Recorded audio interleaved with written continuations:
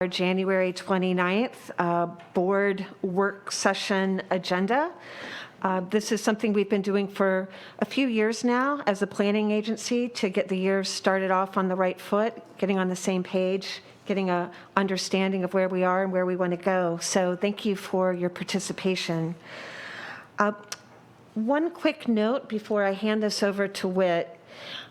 We are not doing Zoom today, which is a good thing, but we are being taped. This isn't being shown live, but we are taping this workshop. And what that means, it's really important that when you speak, please remember to hit the button so that you are recorded properly. And I know I might have to, I hope you don't mind if I have to jump in and interrupt to remind you if you forget, but please hit the button when you speak, and then remember to turn it off when you're done. And thank you again for being here, and I'm going to hand this over to Whit. Okay, good morning, everybody. Thank you all for being here. I just want to say a couple of words before we do introductions for everybody. This is really important for us that you are here, and so I want to thank everybody for taking some time to be here today on a little bit of an unusual day to think about the future and how we work as an agency over the next couple of years. So I'm really appreciative of your time. It's important for, I think, this board to have an opportunity to step back a little bit and think about some of the issues, the goals, the challenges that lie ahead in the next year or two, and how we can work together as a board to help achieve those. So I think it's good for the board, but I really also want to let you know it's really important for us as a staff to hear what you want to accomplish, to understand what your questions and concerns might be, and also to let you know what we're thinking and what we see as opportunities and challenges and some issues that we want to tackle in the year ahead. So today we're going to do a little bit of an orientation just to make sure everybody is kind of operating at a similar level of understanding of our funding sources, our work program, our staff, and what we see as some of the big issues that we want to address. And then the most of the meeting today will be really an opportunity for you all to set some goals, to discuss among yourselves and hear each other's perspectives. And I think that that's also pretty valuable. We don't really get a chance to do a deeper dive like this at our regular board meeting. So that's really the purpose today. So maybe we can go around and do some introductions for everybody, and I'll just start with our chair. I'm the chair of Forward Pinellas, Start and Rice, and on the St. Petersburg City Council. Good morning. I am really excited to be here this morning. My name is Dave Eggers, and I'm a county commissioner. Good morning. I'm Cliff Mers, Vice Mayor from the City of Safety Harbor, and I represent the communities of Safety Harbor, Oldsmar, and Tarpon Springs. Good morning. I'm Karen Seal, and I'm with the Pinellas County Commission. Good morning. I'm Patty Reed, the Councilwoman for City of Pinellas Park.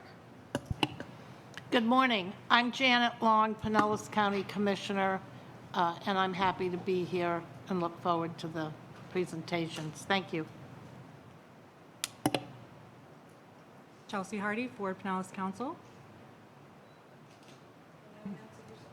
Hi, I'm Julie Ward-Bajolski, Mayor of the great city of Dunedin, and I wanted to apologize for missing our last meeting. As you all know, we've been working hard on obtaining the Gladys Douglas Hackworth property. And we had a large donor tour that day, and I just couldn't reschedule it, but it was very fruitful. So thank you. Bonnie Noble, council member for Kenna City, representing the inland communities. Good morning, Pat Gerard, Pinellas County Commission. Good morning, everyone. David Albritton, Vice Mayor of the City of Clearwater. Good morning, everyone. Nice to see you again. My name is Cookie Kennedy. I'm the mayor of Indian Rocks Beach, representing the 10 beach communities, and I'm the vice chair of this board. And I'm Whit Blanton, the executive director. We'll introduce our staff a little bit later. So Thank you. unless anybody has any questions. Okay. All right, well, let's go ahead and get started. What I'd like to do is, and I'm going to take this off while I give this presentation. I'm going to stay here, but I think I'll let our other staff come up to the podium when they're ready to present. Want to just start with a little bit of an orientation to our roles and responsibilities. So if we could advance the slides, or do I need to go up there and do that, Rodney? I can advance it. You don't mind? Yeah. Well, you know what? I'm going to go stand up there then. I don't know how to get through here. The long way around.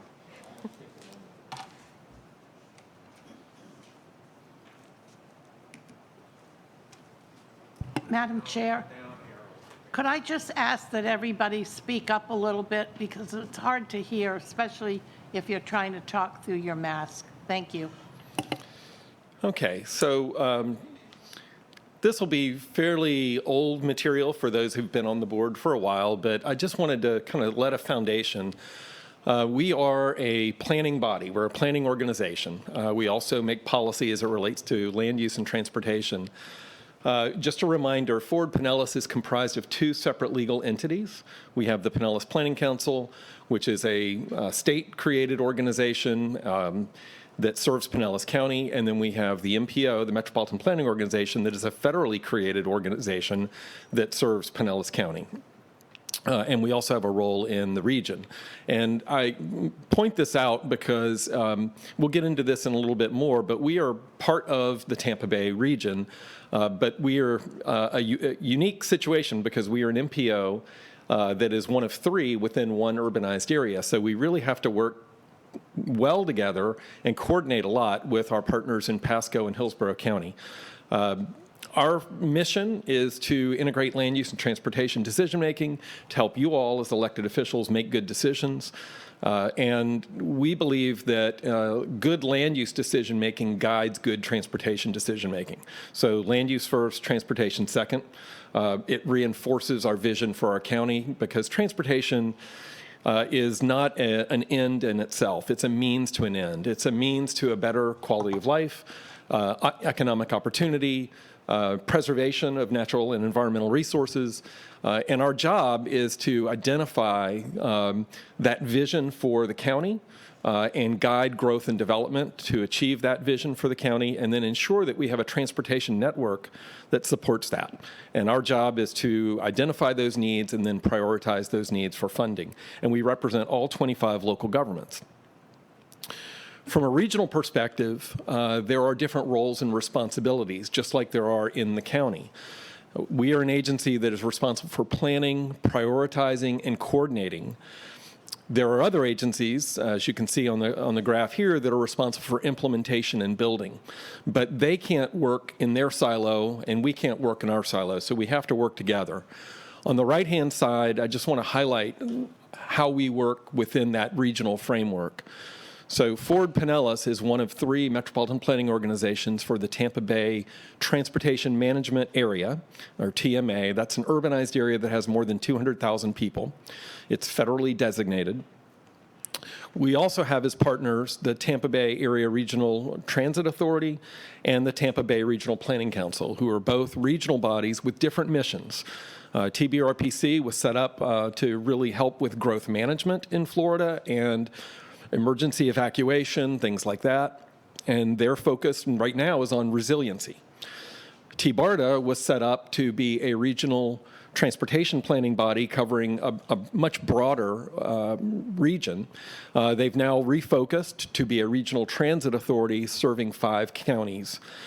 Within our partnership with the MPOs, not only do we work within the 3-county area, but we also serve an 8-county area for the West Central Florida Chairs Coordinating Committee, which includes Sarasota Manatee and Hernando Citrus and Polk. But we really have to bring all these things together because implementing and building does not happen without the planning, the prioritization, and the coordination. One of the keys that we do as an MPO is we tell the Florida Department of Transportation and the US DOT what our regional and countywide priorities are, and then it's their responsibility to fund those priorities. In some states, it works a little bit differently, but in Florida, we have a unique setup because we are one of the few states that has statutory language governing MPOs. A lot of states don't, and so they only can default to the federal requirements. We have state requirements in addition to federal requirements, so we do operate a little bit differently. And as a consultant who's worked all over the country, I can tell you it's much better in Florida. It's nice to have that guidance and that clarity, and the Florida Department of Transportation is head and shoulders ahead of most every other DOT in the state. They're not perfect, just like we're not perfect, but they do a lot of things much better than some of the states I've worked in. We also have our operators, PSTA, our local city governments, county government, expressway authorities, and they operate and maintain the transportation network. Just like we don't really regulate our land development codes and land development regulations and building setbacks of our cities, we operate more at that 50,000-foot level where we guide the colors on the map and the appropriate locations for development. We have criteria for how those land use categories change. We don't get down into those details, just like we don't get down into maintaining our roadway network or trail network. But I think we have an important voice, and we serve as a clearinghouse of information, as a data repository, so we share a lot of data with our partners. A lot of complaints and concerns and questions come through us, and then we go to the right entity and get that answered for a lot of people. So in a lot of ways, we're the convener and the conduit for problem solving, even though it's not our responsibility to address that problem. And I like it that way. I think that's good because it gives people kind of a one-stop shop, because people don't really care who maintains a section of roadway or who's responsible for this trail segment. They just want to see something fixed and make it safer and make it easier. And we can help make that process work better. I'm going to ask Rodney to come up and talk a little bit about our local partnerships and coordination, and we'll see different people come up and chat with you.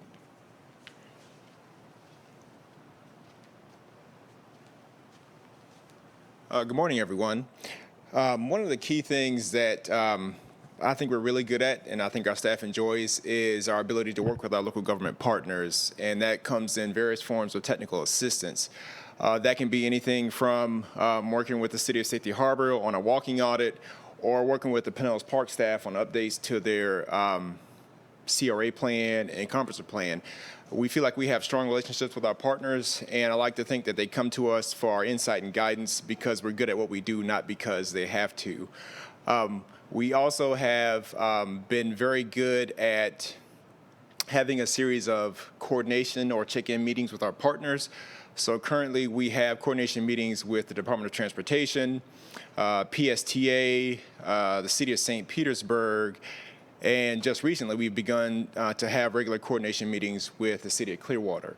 And what this does is it sort of serves as an information exchange. It helps for us to convey messaging or updates to our partners, as well as working on common problems that require multiple partners.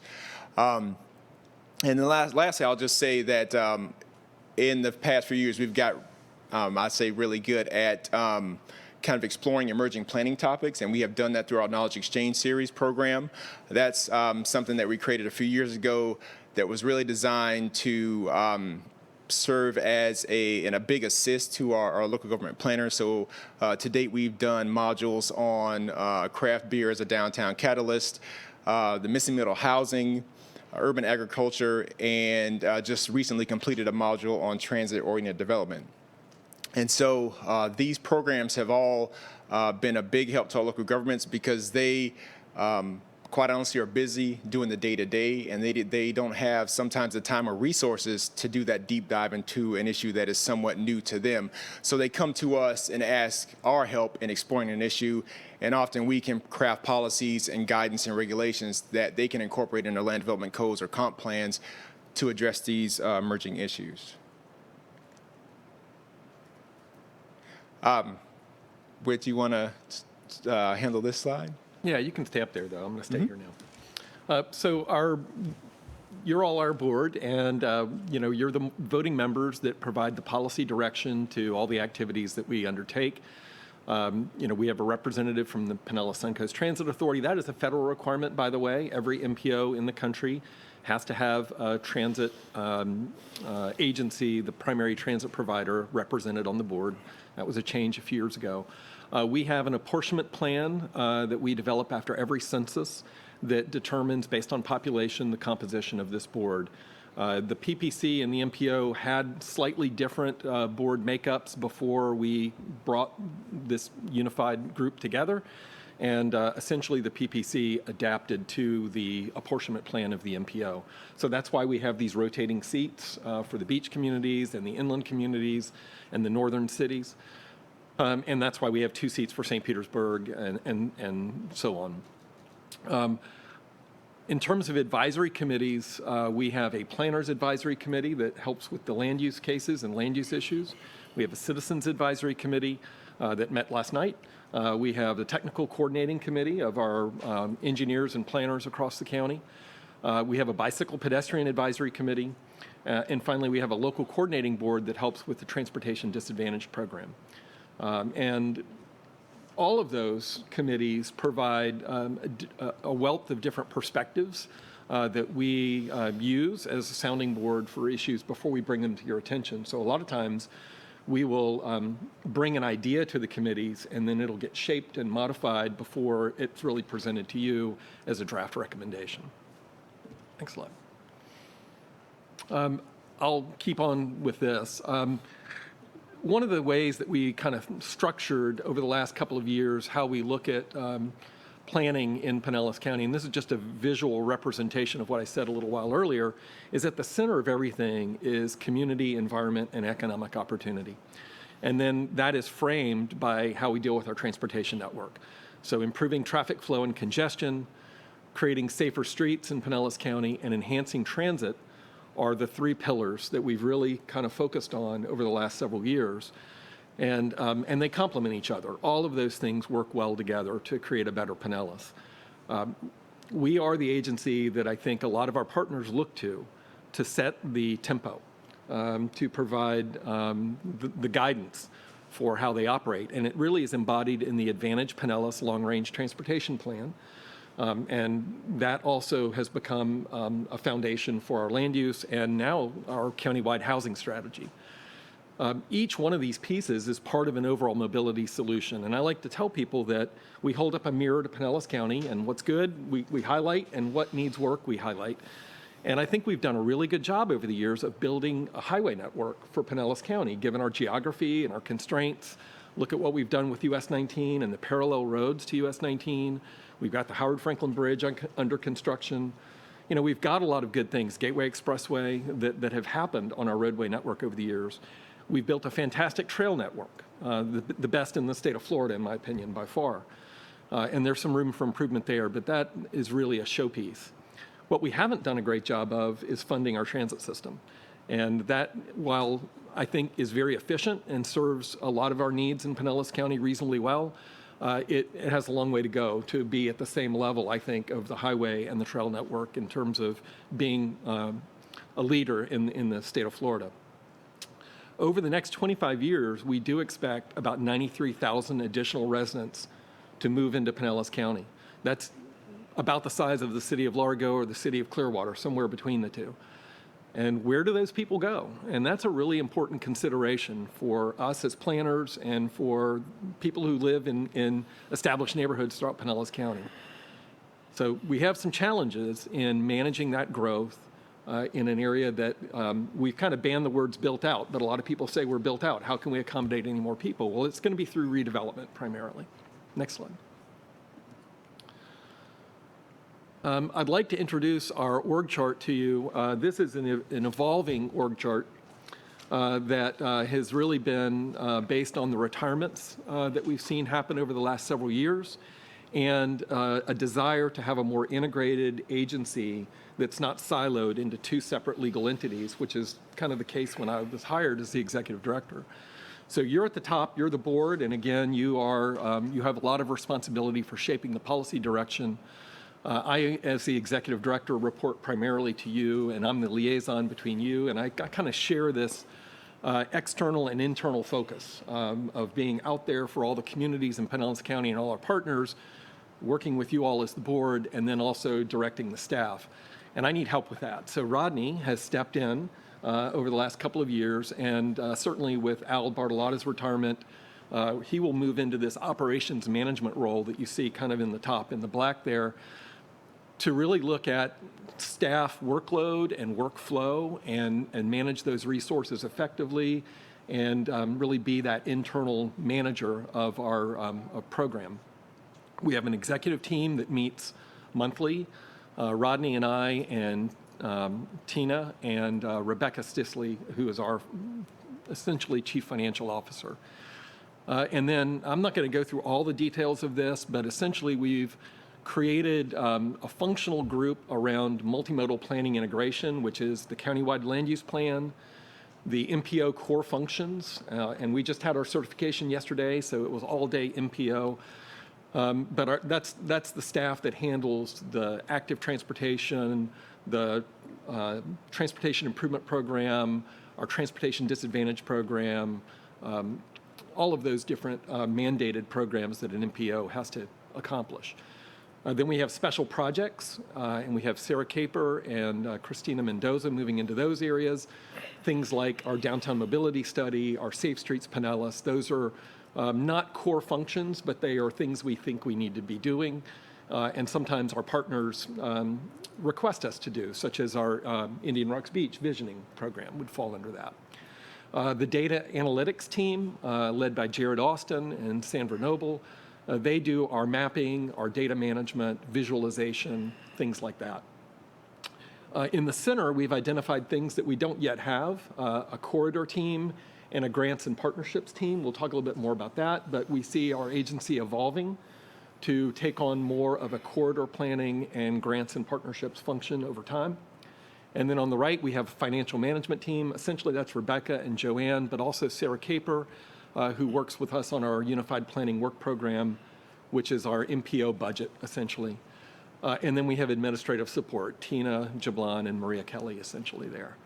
All within that is our communications team, Amy Elmore, who came on board during the pandemic back in April.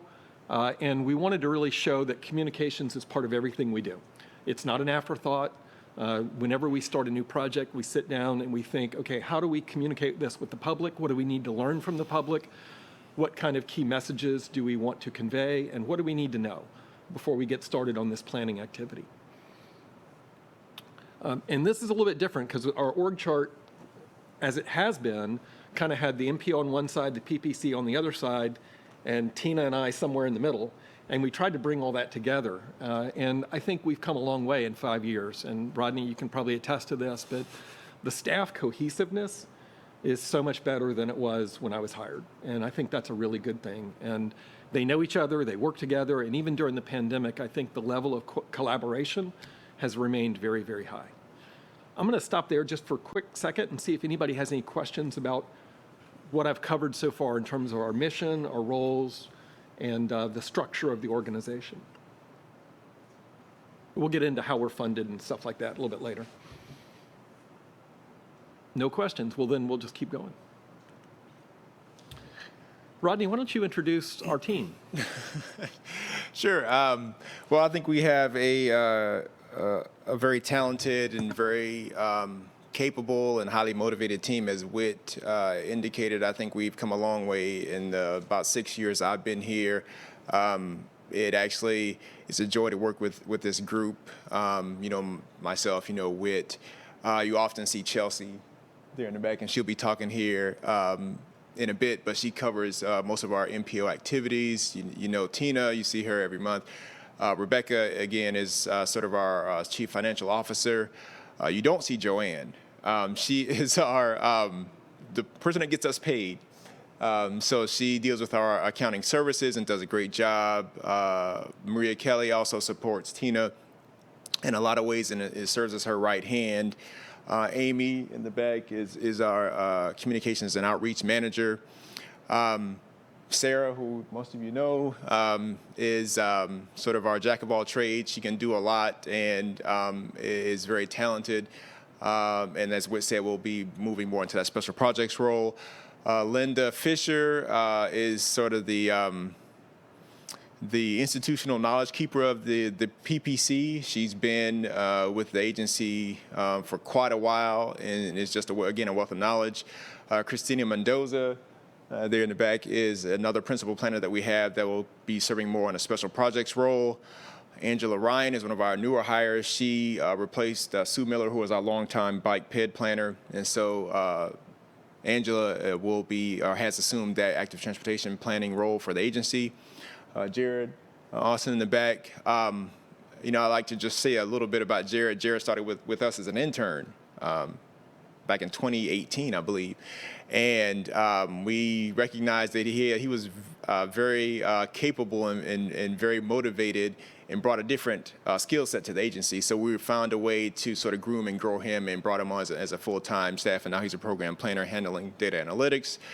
Robert Feigl is a program planner with our agency, working primarily with the transportation disadvantaged.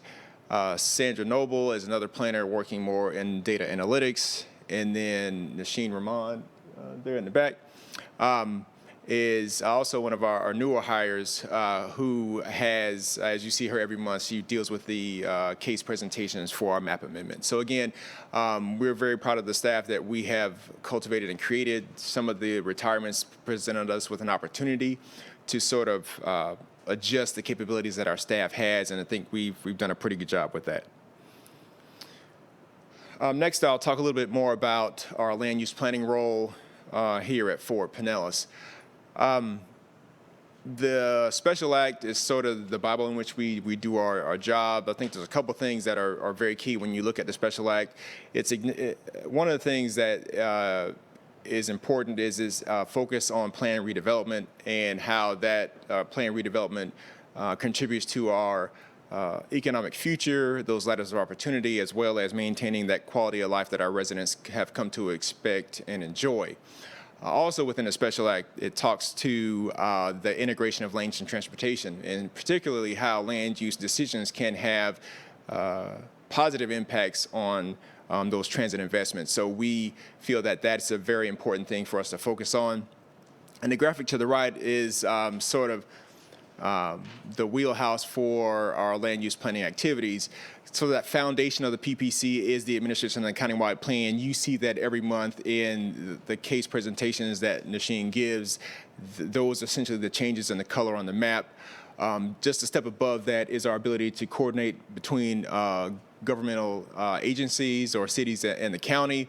I can tell you, if I had time, a quick sort of snapshot of how we work with each of your communities pretty regularly and often. Above that is our local assistance. We, as Whit mentioned, are often asked by local governments to assist them in various ways, whether it be a visioning study for Indian Rocks Beach. We're also doing a similar massing study for the city of Gulfport, and just recently have been asked by the city of Bel Air Beach to work on their comprehensive plan update. So those local assistance assignments come pretty regularly. But they don't give us, unfortunately, a lot of advance warning. And so we have to be more nimble and flexible to respond to those local needs. We also serve a data analytics role, and that takes various forms, whether it be an indicator analysis that Jared has done for the city of South Pasadena, or most recently, we've gotten requests from county administration to look at preservation and recreation open space in the county as well as in the cities.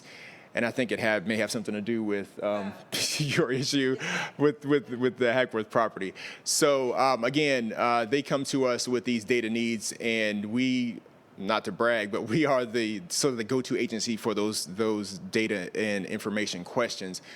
I talked earlier about the knowledge exchange, so I won't cover that. But then on top of that is sort of our special projects, and that's really where we can be very responsive to local challenges. But again, that's going to be based on the availability of staff time and staff resources. Just a little bit about the countywide plan. Essentially, at a high level, we serve as that coordinator of land use among the 25 local governments. We regulate densities, intensities, and uses, as well as we have a framework in the plan that looks at growth and redevelopment opportunities within those designated activity centers and multimodal corridors. What does that really mean? It's pretty much those blue areas and orange areas on the map is where we want to focus growth and redevelopment. Not to say that you won't have growth in other areas, but we really want to see the cities target those areas for those new opportunities. And next, I'll turn it over to Chelsea to talk about our transportation planning role. Go back just one second. I call that the Holy Trinity. So we have the countywide plan, which is the map, and then we have the strategies, and then we have the rules. And they really are 3 in 1. They all inform each other. And I think it's an important framework that is unique setup in Florida. There's not another agency like us in the state of Florida. Only Broward County has a countywide planning council, but they are not housed within or part of the MPO. So you've got a unique animal here, and credit to Commissioner Seal and others who led this initiative, how many years ago? 8 years ago? It's been a while. Yeah, it took a while to happen. Yeah, so maybe 2010, 2011 is when it got started, but it's why I'm here, because I think this is the kind of thing that more places ought to be doing. Just real quick, I just had a comment, if I could, Chair. I think the efforts that go on here from staff's perspective and also the group around the room on this county-wide land use planning makes me feel a little bit more comfortable with that House Bill 1339 that introduced, I think it was 1339, introduced the idea that cities could jump above the countywide plan and allow affordable housing in industrial areas, which goes against a lot of the grains that we've all thought about. We've all created the cities and the county together, and that's going to be a challenge. But already we're working closely with a couple of the cities, and just because we have this camaraderie, I think it gives me a lot more comfort that we'll come to a good place. But because of this council, I think. Yeah, thank you. All right, well, good morning. I'm Chelsea Favreau. I am going to talk a little bit about our transportation planning role at Ford Pinellas. So while Rodney touched on the countywide land use plan and the land use planning side of it, the transportation side of it is what we call an MPO. That's a Metropolitan Planning Organization. MPOs are federally designated. They are governed by state and federal regulations. They are required in all urbanized areas where the population exceeds 50,000 people. In Florida alone, we have 27 different MPOs, and for the most part, they're county-based. So we cover all of Pinellas County. And our main role is to identify the need for transportation investments and then direct funding towards those needs through some of our key work products that I'm going to talk about today. And then we also have ongoing considerations for the transportation disadvantaged, environmental justice, that's our low income and minority communities, and also Title VI. So one of our biggest plan or program is the long-range transportation plan. We update this plan every 5 years. The last one was adopted in 2019 and looks out to 2045. So it's a 20-year lookout at all of the needed transportation projects for Pinellas County. It was branded as Advantage Pinellas. We really tried to tout what are the advantages of being in Pinellas over other areas, and then if we implement the projects in this plan, how can we better recognize those advantages of Pinellas County? So it's really a strategic plan to improve mobility and economic opportunity countywide. You'll see up on the map, we've identified some of those major investment corridors. That was really close work that we did with the land use planning team to identify areas where if we invest all of our money in transportation projects, where are we going to get our most bang for the buck from a land use perspective? So we want to be investing in those areas, especially from a transit perspective, so we can build up the land uses to make transit investments more viable. So it really brings together all of the land use and transportation. And I will also point out, if a project is not included in the long-range transportation plan, it cannot get state or federal funding. So that's why we update it every 5 years to account for changing population, demographics, and also transportation priorities for our communities.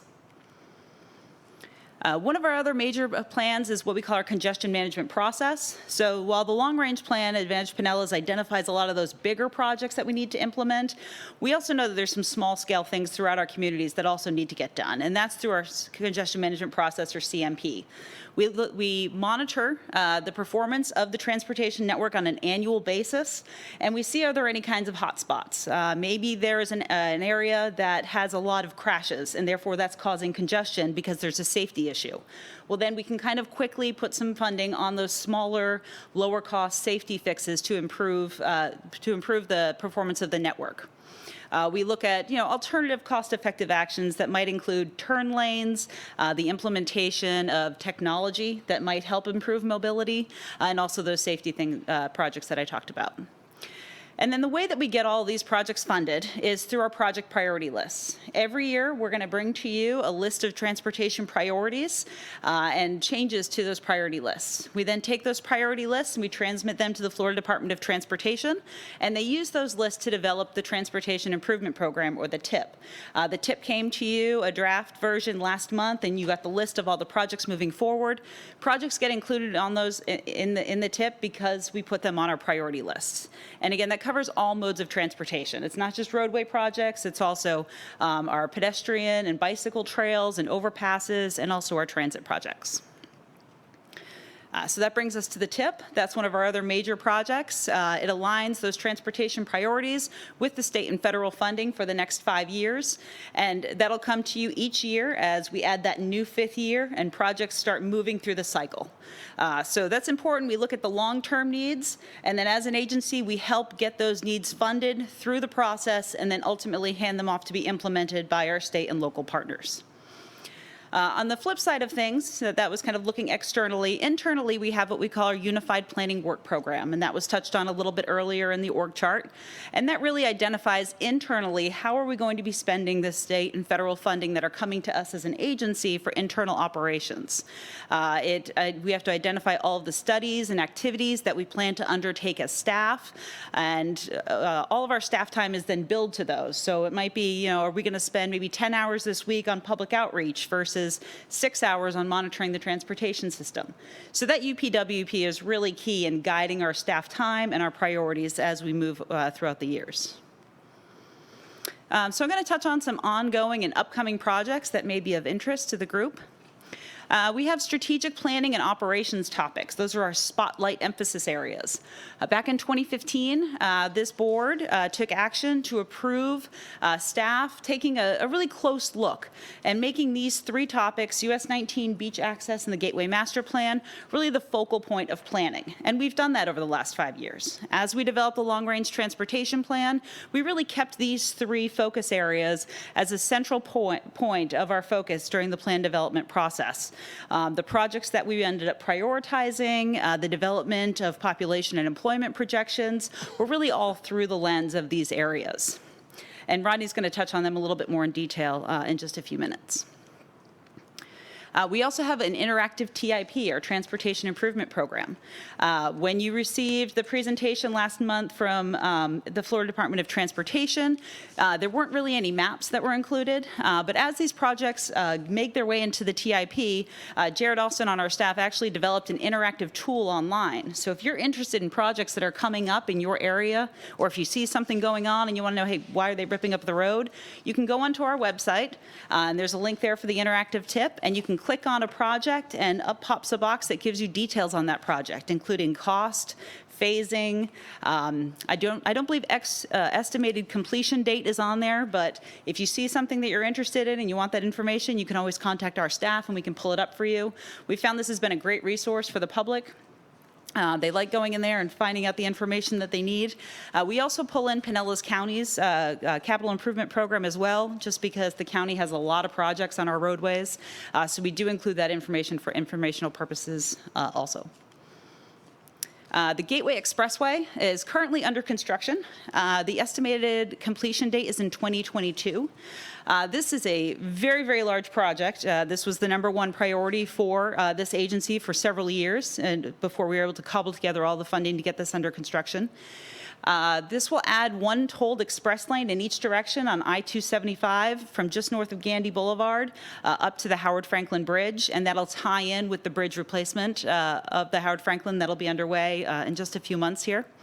It'll also construct 2 new elevated tolled expressways through this area of Pinellas County. You can see up on the screen, linking the Bayside Bridge to I-275, and then also going from US 19 to I-275. This will reduce travel time. It's about a 9-minute travel time savings. That's the estimate if you're using the upper deck. Improve mobility and also enhance safety by moving some of those through vehicles up to the upper deck and then allowing the mobility of the vehicles that choose to stay below in the non-tolled lanes. It'll be an improvement for them. Oh, I went the wrong way. I apologize. In the I-275 corridor, there's a lot going on. There is currently a project development and environment, or a PD&E study, underway for the entire corridor. The goal is to ultimately provide lane continuity from 54th Avenue South all the way up to Gandy Boulevard. If you've driven through that corridor, you probably noticed you have to change lanes quite a few times to not get off at a ramp.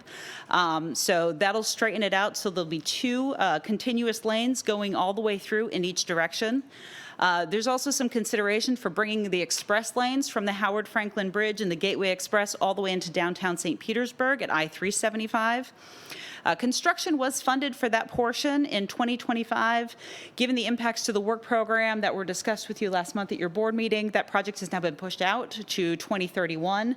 But we are working very closely with the Department of Transportation to see if we can get the funding for that project back on the original schedule.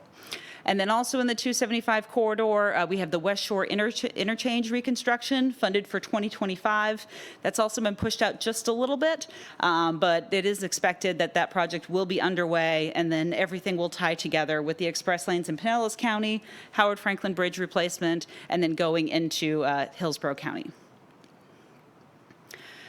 In northern US 19 in northern Pinellas County, there are a lot of things going on in that area. The first is up in the Tarpon Springs, Tarpon Avenue interchange.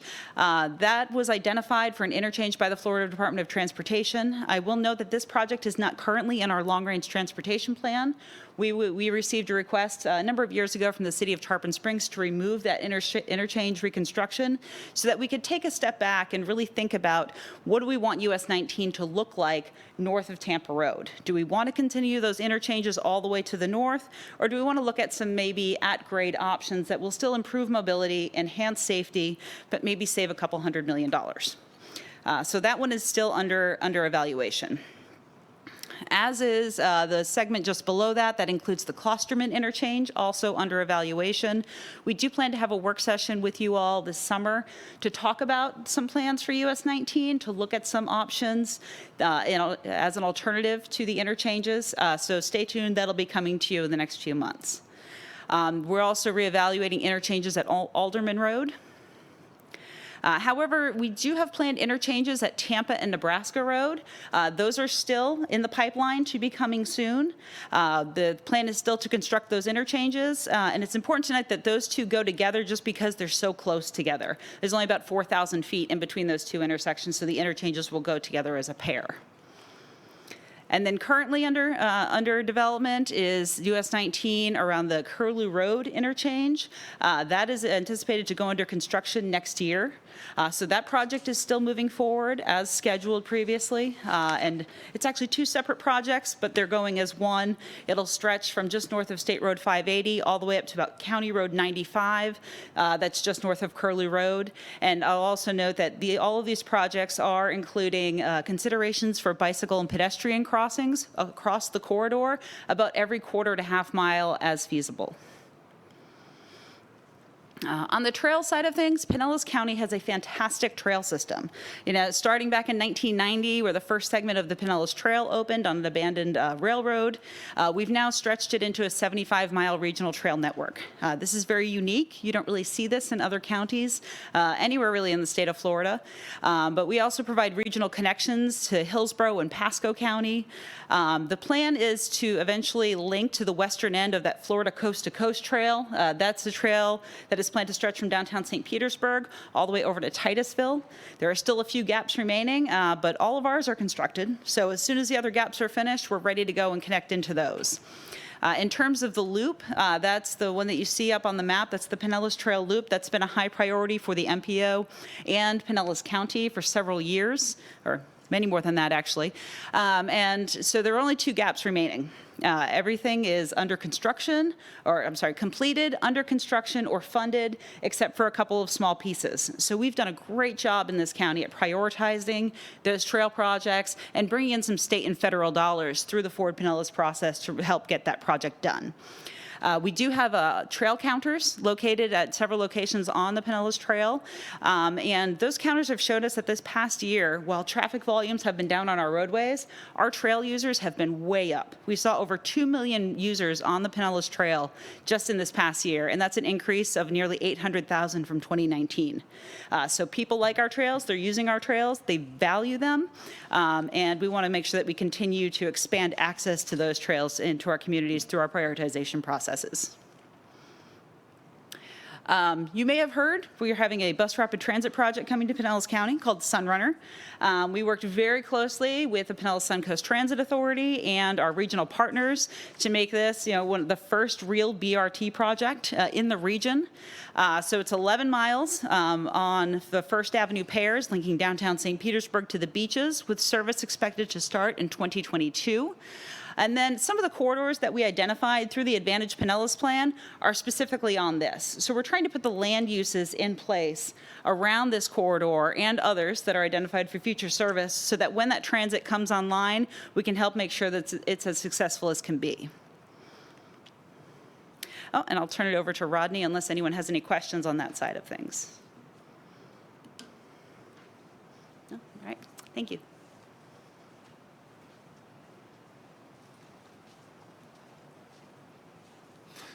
Okay, I'll spend the next few minutes talking about a few more of our internal projects, speak a little bit more specifically about the spotlight emphasis areas and our work there. Right? Our agenda has us going to the goal setting at 9:45. Do we want to have a little discussion of that, or you want to do this first real quick? We can go to goal setting if you'd like. I'm just looking at the agenda. Mm-hmm. So Yeah, I am too. 9:45. Well, if we can skip ahead to the goal setting part of it. And then we can come back to that. Yeah.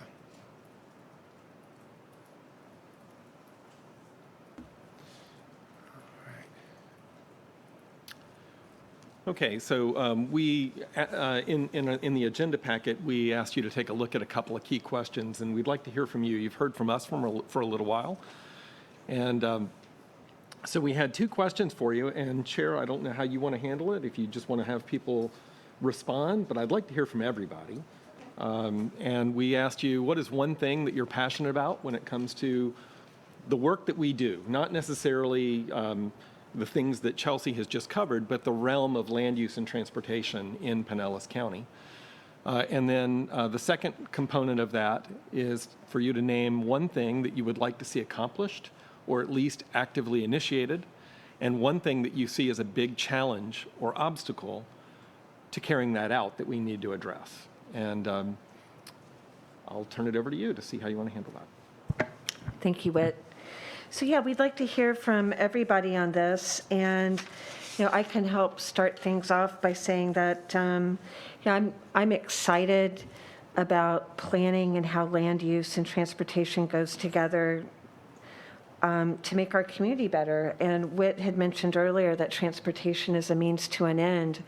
But some of the most foundational things important in our communities is jobs, attracting businesses here, having high quality of life for our communities, and having a transportation network that is beneficial for everyone. And this is why I love doing this work here at Forward Pinellas. And one of the things I'm really looking forward to is having an amazing, successful Sunrunner project. It's exciting. Many of us have been working on that for years. It's in its construction phase. The money's in the bank, and I'm very excited about seeing it through and having it be a real highlight of our local successes as we continue to look for building a network of bus rapid transit and working on things in our own county as we continue to be a good partner on a regional basis and working with our regional partners to put together a real important regional vision to attract funding. So Who else would like to go? Cliff. Excuse me, Commissioner Mertz. Thank you. Both are quite fine. Thank you. I appreciate the opportunity to address one area that I think is very important and has been important to me for a long time is workforce development. Important, I think, to continue to work to strengthen connections between businesses and education such that people are better prepared to enter and re-enter and succeed in this ever-changing job market that we have, both early career as well as late career needs. I've had the opportunity to work with a number of you in various committees over the time, and for those that I haven't had that opportunity, I've been a member of the research faculty at USF, the College of Marine Science, for probably a little over 22 years now, and been involved in various forms and interest in workforce development, and was an invited speaker and panelist member at the 2017 Pinellas County Economic Leadership Symposium that was discussing workforce development. So it's been a passion of mine for quite a period of time. I also believe strongly that an important portion of workforce development also includes working to preserve industrial lands. And Commissioner Eggers has mentioned a couple times this, and I'm very much on the same page. I think that's very critical. It's important not only to save the manufacturing businesses, but they tend to have corresponding elevated wages and benefits and some, a consistency, which I think is very important for communities. When people are more secure with their positions and their feelings, they tend to be able to participate more. It reinforces the fabric of the communities. People are willing, if they're feeling more confident and more secure, to be your little league coaches, various things. I think it's just critical. And it's also, in a lot of these cases, it's a unique skill set that takes many, many years to develop, and it's very difficult when it disappears to be replaced. So this discussion on House Bill 1339 that I've just recently been hearing about obviously gives me a little bit of concern, potentially. Not obviously I understand the importance of affordable housing. I appreciate Commissioner Eggers' points and discussions that this research that you were talking about on best practices is important, but I also urge that we consider and try to do what we can to preserve industrial areas as much as possible. Now, when I've listened to industrial area discussions, I also hear, well, you need large amounts of land to be able to do it. There's all kinds of different discussions that are out there. And I think what's also important is to perhaps look at new uses and new areas that could be used in industrial areas. And one of these that I see, and I saw on today's slide, and I've seen in some recent discussions, is the discussion of urban agriculture. And to me, urban agriculture should be considered for use in not only industrial areas, but also commercial areas for a couple of reasons. Obviously, we've all seen what's been going on with COVID and such, and everybody's mail ordering and getting clothes and things back and forth, and you have large areas. You see sometimes department stores and malls having difficulties. There'll be a time there where you're going to have to come up with other potential sources or solutions for things like that. Having a situation where you have large areas under cover that are temperature controlled, humidity controlled, that are already set up for situations where you could have shipping coming in and going back and forth. To me, having commercial applications at least considered for that would be important. The same thing for industrial areas where you could be in a situation where you're now growing edible produce and being able to have that commercial application. Having done a lot of work with aquaculture, to me it seems like a similar type of thing that could potentially be done. And you've got situations where you are, you need access to water, you need access to monitoring, you need access to shipping, and it all kinds of fits together. Consideration of that would also potentially allow for another use in that particular area that perhaps industrial areas then could be considered for. So I think to me that's important, and I would like to see that as part of continued discussion. I know there is discussion going on with it, but I don't know if it's specific to industrial areas and commercial as well, and would just like to present that as a discussion point for the next couple of years in that particular area. I think there are questions with various things that need to be discussed, but with proper zoning discussions, I think some of that could be alleviated and to be able to work with individual communities. Thank you. Thank you, Commissioner. And before we go to Commissioner Eggers, just a quick reminder, we have about a half hour budgeted for this, so there's 11 of us here, so that's, about 3 minutes each to go over our goals and so forth. So, Commissioner Eggers. Yeah, thank you for that time reminder. I guess the thing that I get most passionate about here is the work we have with partners. The partnership works not only within the county and all of you, clearly statewide. We plug into the statewide, but the thing that I get most passionate about is the regional work that we're doing through the TMA, and really appreciate the people that come before me that have worked on that, and it seems to be accomplishing hopefully a lot of what the state was hoping that we would do collectively as a region. So I'm really excited about the TMA. I think that's the one thing that really gets me going, because heck, we still need to be talking a lot to our county commissioners, fellow county commissioners over in Hillsborough County more and more, as well as Pasco. So that's the thing I'm most passionate about. The thing I'd like to, to see get accomplished, this discussion that you talked about, industrial land, I think affordable housing, environmental lands, and all that. There's going to be a lot of pushing and pulling on that, and I totally agree. Industrial land preservation is critical, because it kind of filters down into all areas of our life through better jobs and higher paying jobs. I want to see Granicus in. I want to see Drew Street progress.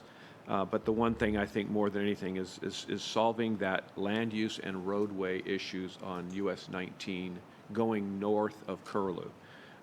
There's so much work to be done from a land use perspective, but also complementary types of roads and intersection accesses that we're going to need. And it still seems murky to me. So I'd like to see more work done there. Thank you, Madam Chair. Thank you. And I have Commissioner Gerard and then Mayor Kennedy. Thank you. It's good to be back on Forward Pinellas, although the last time I was here, I think it was still Pinellas Planning Council. The one thing I'm passionate about is a lot of what Cliff was talking about, the intersection of transportation and housing and jobs, and how this entity, is kind of blending those things and looking at those things as a whole. We didn't do that before, and I think it's great that we're doing that now. And I think, like Cliff was saying, I think COVID has really provided us some opportunities if we're ready to jump on them as they resolve, because I think there's going to be a lot of people looking at office space and how big boxes, big office buildings, and whether they're needed or not. And I think there are opportunities there for both industrial and housing, to take that over. So I think there are going to be paradigm shifts in how we think about how much space we actually need for different things. The one thing I'd like to see accomplished, which probably has nothing to do with Forward Pinellas, I want a sidewalk on Indian Rocks Road, damn it. Been waiting for years. I know. But actually, my thing that I'd like to have accomplished in 21 or 22 is to have the referendum on the ballot. So, transportation referendum. And that's it. Thank you. Mayor Kennedy. Well, I'm passionate about a lot of things, but one that I'm really passionate about, and it kind of goes hand in hand with some of the other things that were said, is mixed use. And I remember when I first got on this board, and I think it was around 2011, and I was very nervous because I was with all of these people who had been on elected officials, and we got up and we did a presentation, and I talked about when I was young, my grandparents were from Chicago. I was born here, and I always remember my grandmother telling me a story about the mixed-use projects that were in Chicago, where in the Italian neighborhoods where they would live above their buildings. And so as a young female opening a business in Indian Rocks Beach, I knew I was going to do it. When I look back at it now, I don't know where I had the courage to do something like that. I have a building that is now 25 years old, and I have a hair salon where I have worked in that location for 25 years.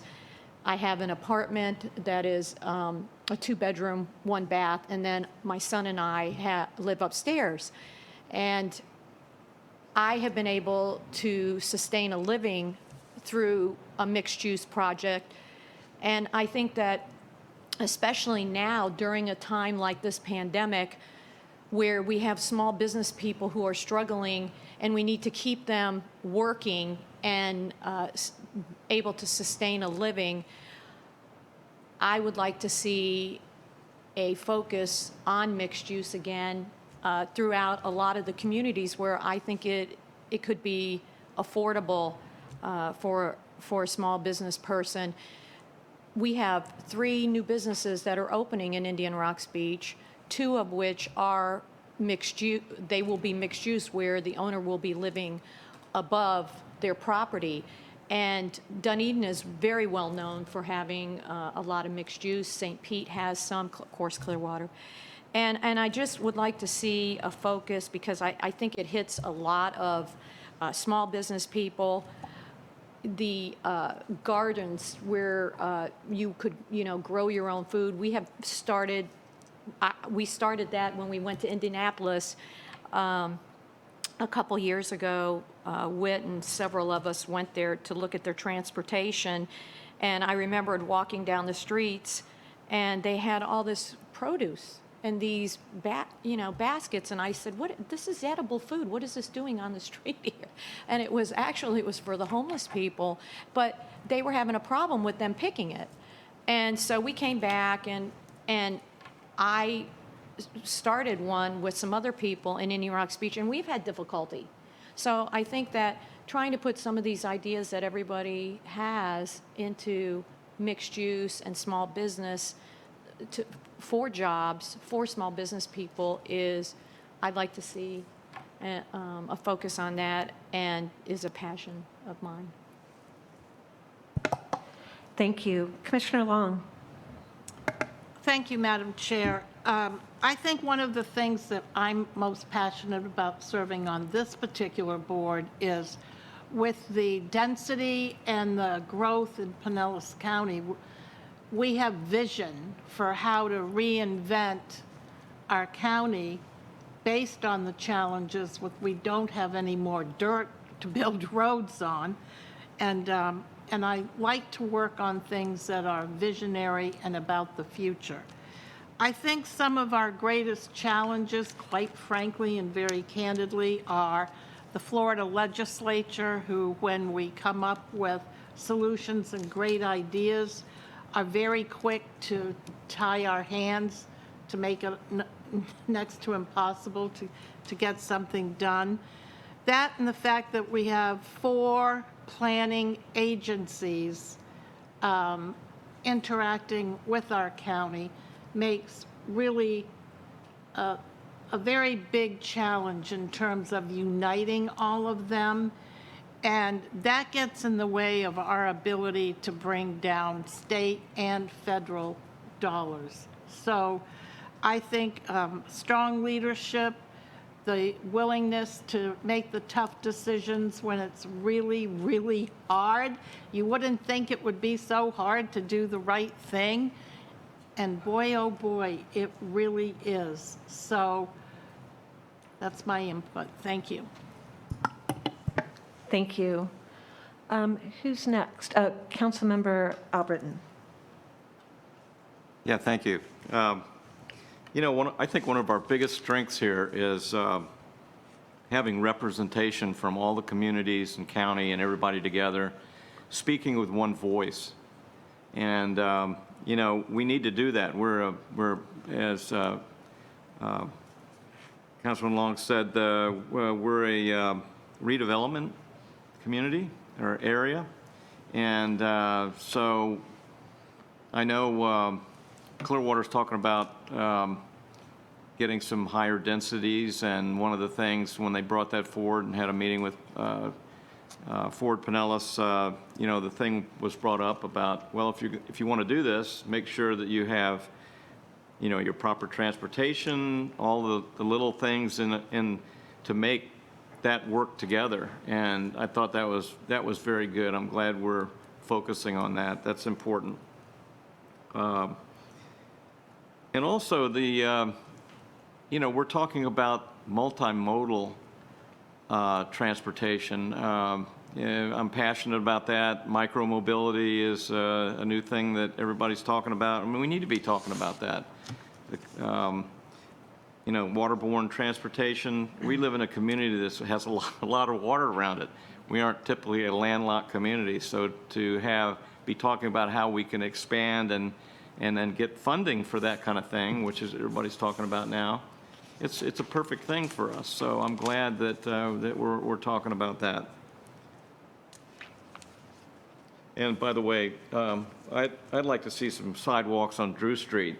We have a goat path there, so I'm glad we're looking at on some areas to you know, to get Drew Street completed into a pedestrian, bicycle-friendly street. You mean sidewalks that don't have telephone poles in the middle of it? Yeah.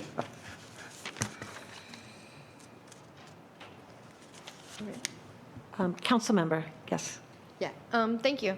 I agree with everything that everybody said. I'm passionate about, I'm an agriculture type person. We have horse farm and lots of small businesses, and I'm very passionate about the communities working together to remember the multi-use type buildings, but tying it all together to not forget the small businesses, where we came from, our agriculture people that are working really hard to try to stay alive right now. And so I'm passionate that, you know, with a lot of the roadways that we build, we don't go past them to where they don't get the representation that they need. Tie everybody together, but remember that, you know, we were all built on ag, on small businesses, on family businesses before we, you know, outgrow us, you know, and that's kind of what's happening, especially with, you know, all your big box companies, your online companies. It's really tough right now. And I like the fact that we all get to meet and hash it out and look at it and see what we got. So I like the collaboration of everybody. So thank you for the opportunity. Thank you, Councilmember Johnson. Commissioner Seal? I guess one thing that makes me passionate when it comes to the work of Ford Pinellas is, so I'm an architect's daughter, and I think over the years, the lack of good design standards within Pinellas County affected the beauty of our paradise. So I'm encouraged by the fact that the Complete Streets and other things that we're doing has good design standards and makes things look much more attractive. I think that will be transformational for this county and make it much more attractive. So I hesitate to bring this up as one big thing I'd like to see happen. As you know, I worked diligently some years ago on the multi-named roads and trying to consolidate and take different corridors and turn it into one name rather than, in some cases, 13 names. And I'd love to tackle that before I finish my term in 2024 and see if we could finally do that to make it easier for not only our residents, but our tourists who come here to visit. And, you know, you're trying to give somebody directions. And I know GPS has certainly been a game changer, but, you know, if you're trying to tell somebody how to get someplace and you're saying, well, it turns into Edgewater Drive, then it's Bayshore Boulevard, then it's, it's just confusing. Thank you. Yes, Councilmember Noble. Thank you. One of my big passions growing up in Florida would be remember that we do have outdoors. And so many people, especially during COVID, have found out that there is an outdoors again. And they have bought bicycles, all types of EV transportation with the exclusion of cars and things. And so living in more of one of the inland communities, one of my big things would be to tie that out to the, the trail. So people, or even down to the beaches, where people can safely get down to the beaches, safely get to the trail, and get out and enjoy our outdoors. And I think one of the most difficult things that we are probably going to undertake is getting good transportation around, being buses, being all of the different things that people have talked about. And in the addition of having safe streets so people aren't getting run over. Thank you. Thank you. And I believe that leaves us with Mayor Bujalski. Good morning. I think one of the things that I'm really passionate about, and it's really a kudos to Whit and his team, is the sort of transformation the organization has taken to work individually with the 24 local municipalities and unincorporated areas on their needs. Just as an example, at any given time, we were trying to get crosswalks on Edgewater Drive, and that connection between WIT and FDOT helped us move that along. And those small things really change kind of the today life of our residents locally, especially for the small cities. So I'm really passionate, while I know that the regional issues are big and we've got to focus on those, and I know they're really important, I'm really passionate about the ability to work with this organization sort of as a conduit to getting things done in our communities where we might either not have the staff level or need that extra push to get recognized that this is a priority for us, whether it's priority for FDOT or not. So I really like the fact that this organization has kind of become that, at least for our city. And I think we should continue doing that. So I'm passionate about that. What I'd like to see accomplished, the list is so long, as I'm sure it is for everybody else. US 19 being always, I think, on a lot of our top priorities. I agree with the referendum discussion. Don't know if 2022 will be it, but, I agree with that because, and I also agree with Commissioner Long's comments about the legislature and the connection of the 4 agencies. I think those are big challenges. I think funding is going to be our big challenge for whatever we do.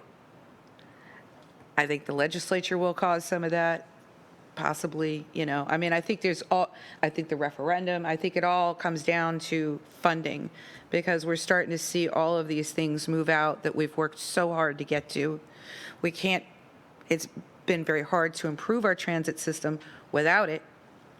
So to me, funding is the overall challenge. But back to something that I think is important for us to look at, and it kind of goes back to local projects, if you will. And that's sort of the look at micro-transit options, whether that's waterborne transportation, or a number of our cities have downtowns that could use little, I don't know what you want to call them, trolleys, golf carts, whatever, but micro-transit options that connect to the bigger system and get people around. Because you'll see that the biggest comment you'll hear from everybody in this county is either overdevelopment or traffic congestion. or lack of affordable housing. All of the things we're all still working on. But that congestion, I think that can help with some centralized micro transit options, and looking at that as sort of the new big thing. You still might need to take your car somewhere, but it's a park, the parking lot, or whatever. But I think really that's the next big thing, and I'd like to see that as it relates to tourism. You know, people come here, you've seen the tourism numbers from Tourist Development Council. I think it's 5.8 million people come here, and 90% or 85% of them come with a car. Either they rent it or they drive here. That's in normal times, certainly not now, but we only have 1 million people that live here. So I think our focus on some microtransit options, as well as meeting our tourism needs to get them out of our residence way, if you will, I think is a big priority. Thank you. Thank you, and those were all just such thoughtful and inspiring comments, so I thank all of you for that. Whit, did you have some comments before we move on to our next part of the agenda? No, I just wanted to make sure you all had an opportunity to speak. We were kind of dominating the conversation, so that's really helpful, and I guess I'm happy to hear that a lot of these things we are working on and are very consistent. I'll just mention what Mayor Bajowski talked about, and some of you about micromobility. One of the things that we incorporated into the Advantage Pinellas plan was this concept of 20-minute neighborhoods. And they're called different things. In San Francisco, I think it's a 15-minute neighborhood, but that's San Francisco. But the idea is that you can meet most of your day-to-day travel needs within a total travel time budget of 20 minutes, no matter what mode you're using. Sometimes it's a car, sometimes it's a bike, sometimes it's walking. But that's the blessing, I think, and the advantage that Pinellas County really has, is there's commercial everywhere. There's little downtowns everywhere, and you shouldn't have to travel so far to go to meet most of your needs for shopping and retail and education. There's a St. Pete College campus, seemingly, like everywhere. All these things are pretty proximate, and we just lack the infrastructure in some cases, or the safety protections in some place to make that real for a lot of people. But I bought an e-bike not long ago, just so that I could go 4 miles to the grocery store and pick up a few things easily and not waste a whole lot of time doing it, or turn on my car to go do it. And I think we've got a good network, and we're close to being able to accomplish that. I think what we'd like to do is bring Rodney back up to talk a little bit about the planning priorities then and now, and he's going to touch on some of the current projects that we have going on, just so you're aware. So as some of you may recall, about a year ago when we did this, we had you conduct a similar exercise where we gave you the opportunity to rank a series of initiatives that you thought were important for us to pursue for the coming year. And what you see here is the results of that exercise that we had you conduct last year. And there's some things that we were able to pursue, and others we were not, primarily based on limitations in staff and fiscal resources. So what we have done this past year, as most of you know, we have established a waterborne transportation subcommittee of this board, and there have been several very productive meetings, in my opinion, where I feel that we have a lot of strong momentum towards expanding waterborne transportation services here in Pinellas County, and really excited about it seems the willingness of PSTA to take a stronger role in that regard. As I mentioned before, we have this year continued to fill that technical assistance role in our local communities in South Pasadena and Gulfport. And we also have our staff working on a knowledge exchange module for micromobility. So a lot of the things that we've heard today, we'll be looking to bring back some more information to the board to share.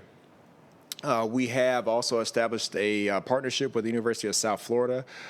We have a fellowship with them for the current year, and that includes a an intern a stipend. Austin Britt is our student for this year, and we think it's a great opportunity and a great partnership for us to align our work with the graduate program there at USF. We have started to take a closer look at alternatives to roadway level of service. As some of you know, that's been the traditional approach when you're looking at the development impacts to a roadway. We feel that there's a better solution because automobile level of service is very narrow, and we have to recognize that people get around more in other ways than just driving a car. So we're looking at some alternatives in consultation with our Planners Advisory Committee to be more balanced in how we look at multimodal transportation options. We also have worked closely with the City of St. Petersburg and FDOT on a mobility study for downtown St. Petersburg. And a few of us have been working with PSTA in the City of St. Petersburg on the land use plan that will complement the Sunrunner BRT investment. So going forward, we feel very strongly in implementation. So it's not just like we complete an action plan or a master plan and we put it on a shelf and walk away. We believe that the value of the plan is really in the implementation. And so for the coming year, we will be working with your staff on finding ways to implement the Safe Streets Pinellas Action Plan. Our goal is to bring the action plan to this board in the spring, and then we will shift into an implementation phase. That's going to be key for Safe Streets because we're not we're not a maintaining agency, so we don't have the ability to make those physical changes to a roadway. That has to be done by local partners. So we'll be working closely with them to implement those countermeasures to improve safety. We also will work with the board to confirm the vision and the strategy for the US 19 corridor. As Chelsea mentioned earlier, our plan is to have a robust discussion with the board and DOT this summer. It's been good for us to hear that there's support for the board for a sustainable approach to transportation funding. And so we were on a path prior to the pandemic to put that referendum out to the voters. And so we want to continue that dialogue. WIT has talked quite often in the past about the equity assessment that we're working on. And we're making, in my opinion, very good progress in that regard. And so we're bringing back our recommendations to the board this summer. And this is sort of my wheelhouse, and I think that it's a passion of Commissioner Long as well. Resiliency continues to be a very strong focus area for Pinellas County and the Tampa Bay region. We'll continue to put staff resources in this area. A matter of fact, I was asked to be on a panel yesterday to look at the nexus between resiliency and affordable housing, working with the University of Florida. So our staff is committed to those types of initiatives. Again, and what underpins all of this is our strong partnerships, both locally and regionally. We are going to continue to strengthen the importance of equity in everything we do, and continue to have strong communication with our partners, whether it be a small city, the county, or our regional partners. Communication is key in all things that we do. I just want to follow up a little bit on that and talk about a few things. Can you back up one slide, please? We really want you to think about the spotlight emphasis areas. For 5 years now, we've really had a focus on that enhancing beach community access, the Gateway Master Plan, and US 19. And US 19, we need to continue that because we haven't resolved all the things that we want to resolve on that in terms of the vision and the direction. The county, just real quick, the county is doing a study, an update of the economic analysis of northern US 19 to look at the land redevelopment potential and what that could change to be. And so that will feed right into our workshop that we'll have with DOT. And it might be September before we get to that workshop, but summer, fall. And that'll look at those northern interchange sections and really what best complements the land use and redevelopment goals up there while still moving traffic. And we're starting to have some traction with Pasco County looking at wanting to do something complementary along the US 19 corridor. So that's a good regional discussion that we can have with Pasco. For Gateway Master Plan, we're done. In my opinion, we got the money together to do the master plan. The MOU to implement the master plan was signed by all the parties. You heard that at the last board meeting.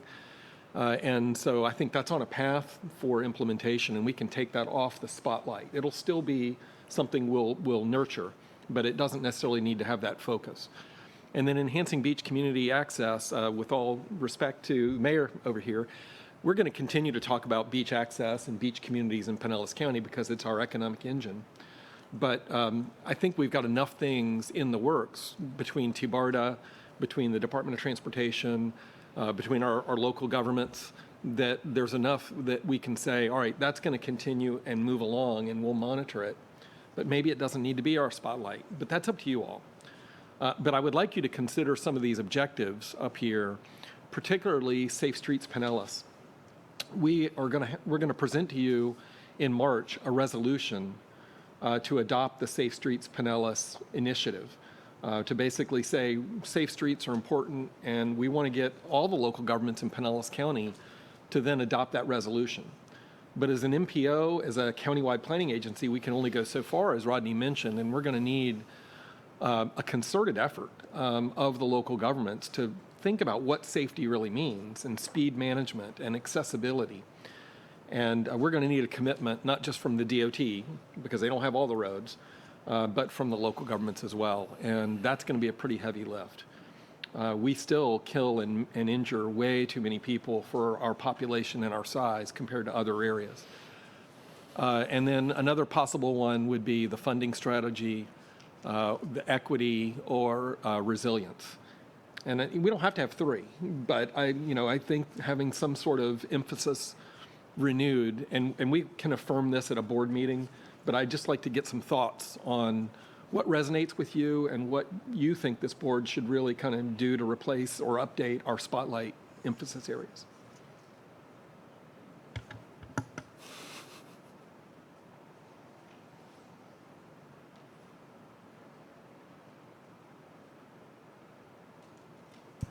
Do you want that now? Okay.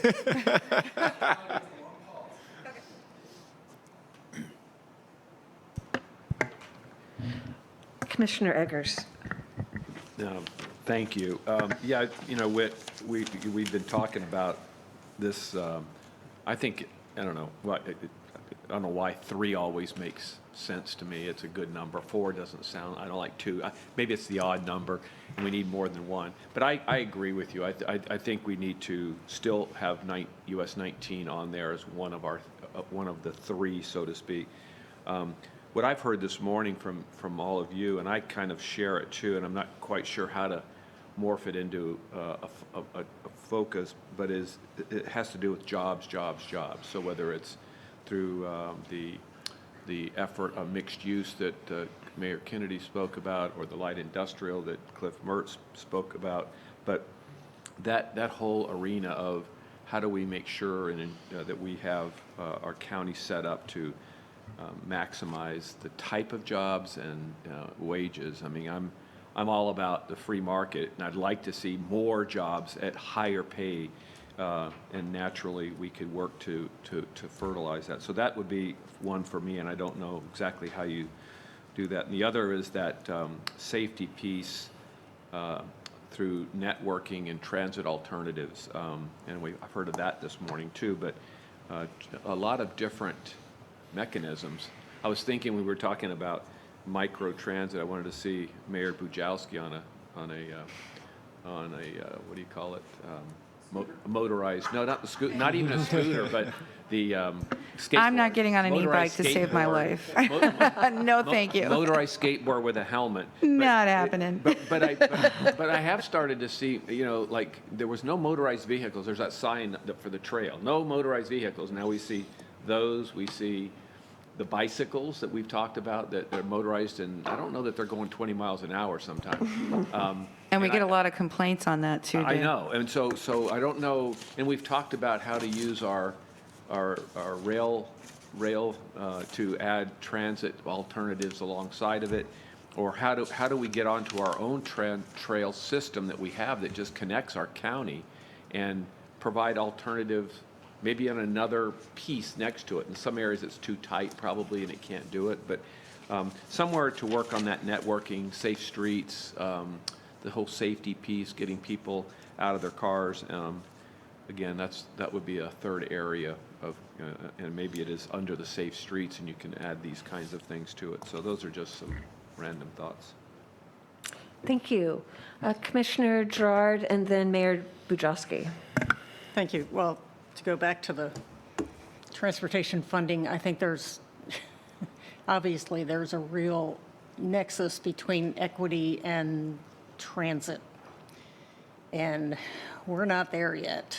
You know, we can create all the jobs we want, but if we can't get people to those jobs, particularly people that don't have transportation, and as a bus rider, I can say our transit is inadequate, and that's being generous. So that's really important to me. Thank you. Mayor Bujalski. I agree. I think funding really is the number one thing because you can't do anything else without it. You know, you can try to be creative, but especially with the impacts of the pandemic and jobs and all of that, I think that's probably the number one goal. And I'm going to go back, and I'm going to say it in one way, and it might sound as a narrow goal, but I think it's much bigger. But I haven't put a lot of thought into it. But I go back to finding, I saw on a previous page, Rodney, that you had, one of the things you're working on is the tourism impact on traffic and how to address it. And I think that's critical as a next step. I think it covers a lot of things. I think it covers access to the beach. I think it covers access to the airport. I think it covers access to some of our major activity centers. We spend a lot of time looking at it as the typical transit model, if you will. Where's the housing and jobs? But the fact of the matter is we're not a typical area. We're an area that one of the number one industries is tourism. And given what I just said about, who's coming here and how they're operating, I think that impact is huge on all of us. And having a focus, one of our goals focused on, how we can address that within the model, the Advantage Pinellas plan, whether that's microtransit or whatever else, I don't know. That's not my area of expertise. But I think a focus on transportation and tourism is our next step. And I think it encompasses a lot of the things that we've already been working on, but I also think it takes us to the next level, including waterborne transportation, which we're working on. The expansion of the trolley, all of those different things. So that's one of the things, and I agree, I think US 19, I think we got to come to a conclusion one way or another with that. And I don't disagree with anything anybody's already said ahead of me, but in my mind, I think those three things will be extremely impactful to our constituency here in Pinellas County. US 19, trying to reduce congestion for tourism-related travel and getting a sustainable transportation funding strategy. Thank you. Thank you. Commissioner Long. Thank you, Madam Chair. I just want to weigh in very strongly about what Mayor Bujalski just said and agree with her 1,000%, because having been a former member of the legislature, if you go beyond 3 priorities when you're talking to those folks and trying to change their focus, you have lost them. And this year, especially because they are so constrained with the ability to communicate with them. You cannot go to the Capitol. If you want to speak before a committee or influence the committee, you've got to do it from the Civic Center 3 blocks away. It's going to be very difficult. If the best thing we can do is focus on a new revenue stream for our infrastructure projects that have a clear nexus between transportation, tourism, affordable housing, waterborne transit, everything we want to do is connected to the economy, putting people to work and moving through the future with the newest and greatest technology. You know, if we don't figure out a way to make transportation funding more nimble, we're never going to get these big projects done, because just to get the first phase of the Sunrunner, Darden knows, some of you know, you've been with us in DC, it takes 6.5 years to get through the different phases of the federal transportation system now. We have an enormous opportunity with the new focus from the new administration on infrastructure and big projects. So I'm tired of, and I know I'm waxing on, but I'm really tired of, no offense to all the planners, because God knows we love our planners, but all they do is damn studies, and we need to get a project in the ground and completed. Thank you very much. You can tell I'm very passionate about this issue.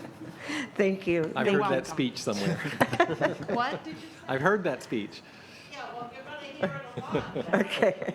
Apparently, it isn't resonating with the right people.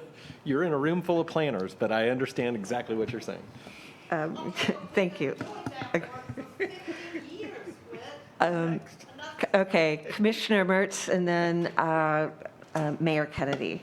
Thank you, Commissioner Long. Thank you, Madam Chair.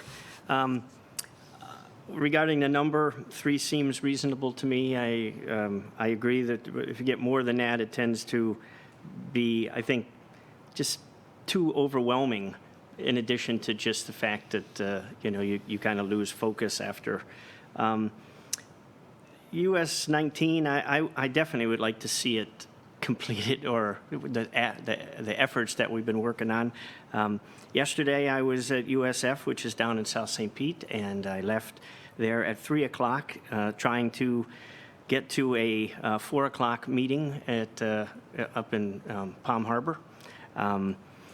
Kind of a risky thing, depending upon the time of day, whatever, between going on 275 and Haynes and then 19 up a little bit north of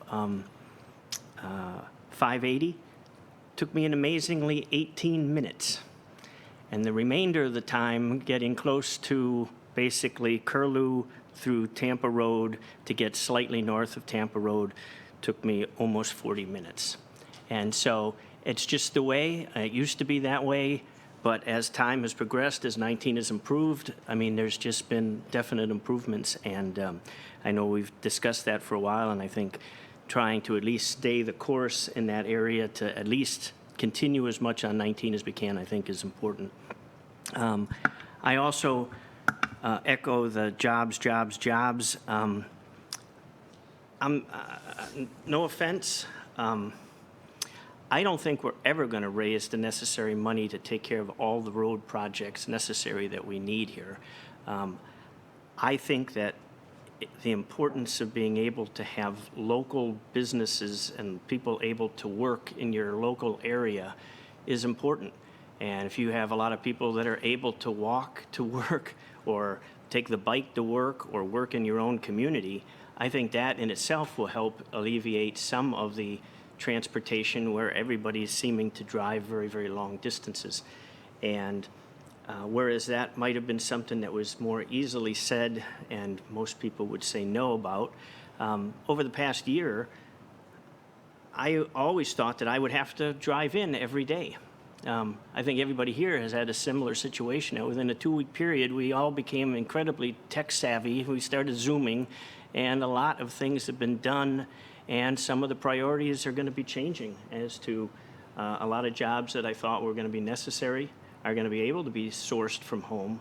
There'll be a lot more telecommunicating going on, and that in itself, as the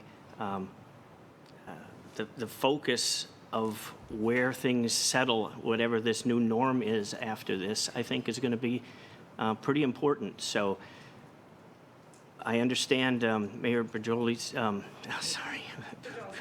Bajewski's, yes, in differentiation between the million that live here and the 5 million or so that come here. I understand we want to try to make that and make it improved for them, but I think if we can strengthen just what we do at home, some of that will help and remove some of that traffic which is on there as well, in addition to trying to improve and use whatever small amounts of dollars we have for transportation, big projects, understanding that these projects take a very long time. So, and the third area, I like the plan for resilient Pinellas County and the Tampa Bay region. I haven't heard much, but looking at it from just the municipality's perspective, the long-term focus on projects for unknowns that might be coming in, whether it's increases in sea level rise or various things that are coming, that's important, and it's inevitable at the rate that it's going. Depending on how changes are made, most things take time to build, and then they take time to occur, and then they take time to stop. And so even if we were to stop things now, there's still things that were in process that we're going to have to deal with. And so I think the ability to have a roadmap or discussions as to what the future would be in some of these resilience, especially when it comes for infrastructure needs, I think are very important. So I like that as a third item on the objectives. Thank you. Thank you. Mayor Kennedy. I'll be quick because I know we're running out of time. First, US 19, and I go along with Vice Mayor Cliff and Commissioner Edgars. And I think some of these that we can actually put together, so that we can do a little bit broader. And the point about the resiliency is I really think that a lot of residents don't have a clear idea of what exactly that means. So I think we need to do a better job of educating, our citizens. I think that we could do the jobs and small businesses and the safe streets and the urban agriculture almost all in one. That could be part of one of the issues. And I love everything that everybody said. And I was just sitting thinking that how awesome, not as a mayor or an elected official, but as a resident of this county, to have all these great minds that are so positive and want to work and make our county the best place it can possibly be. So I just appreciate listening to it, and I'm hoping that we can somehow, with what everyone said, that we could come up with 3 that has almost everything, all of the ideas together, so that we can start working on them this year and continue. That's all. Anyone else? Yes, Councilmember Noble. Yeah, so for mine, I think getting a sustainable transportation funding is vitally important, because you have to have funds, so we're just not planning, as people have pointed out. And so getting funds is very important. And as I said earlier, as we move forward and transportation evolves, I think it's very important to have safe streets, because, we can't tell, 5-10 years or so from now, what is going to be the mode of transportation of people? Are we going to have that connectivity so people can take their EVs or whatever their mode of transportation is, right to work? And then I think integrating, because agriculture was huge in Florida, and I think vertical farming could be something that is, something that we could look at maybe and put in some places that doesn't need as much land or anything. So, I think that's another thing that we could look at is some vertical farming or something. So that's it. Commissioner Gerard. Can I just add something? I want to make another pitch for transit, and I know that's not the specific responsibility of this group, but I was listening to Vice Mayor Mers talking about that trip and imagining as a bus rider, it would have taken me 4 hours, literally 4 hours. And tourism is our #1 employer, not just, and the people that work in that industry do not make a lot of money, and many of them don't have cars. And so we have to make sure that we can get those workers to those jobs. So I think not everything can be done from home. I listen to these people now talking about trying to get a vaccine and not being able to get to a doctor because they don't have a car, because they're, again. I just wanted to Commissioner Eggers. just add one point to that, and we were starting down this path on the transit referendum.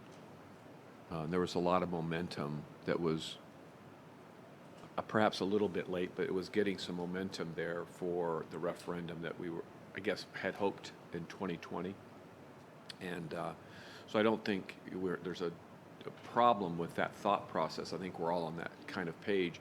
The question is timing again, and because the state has dictated an even numbered year, it becomes 2022 is the next opportunity.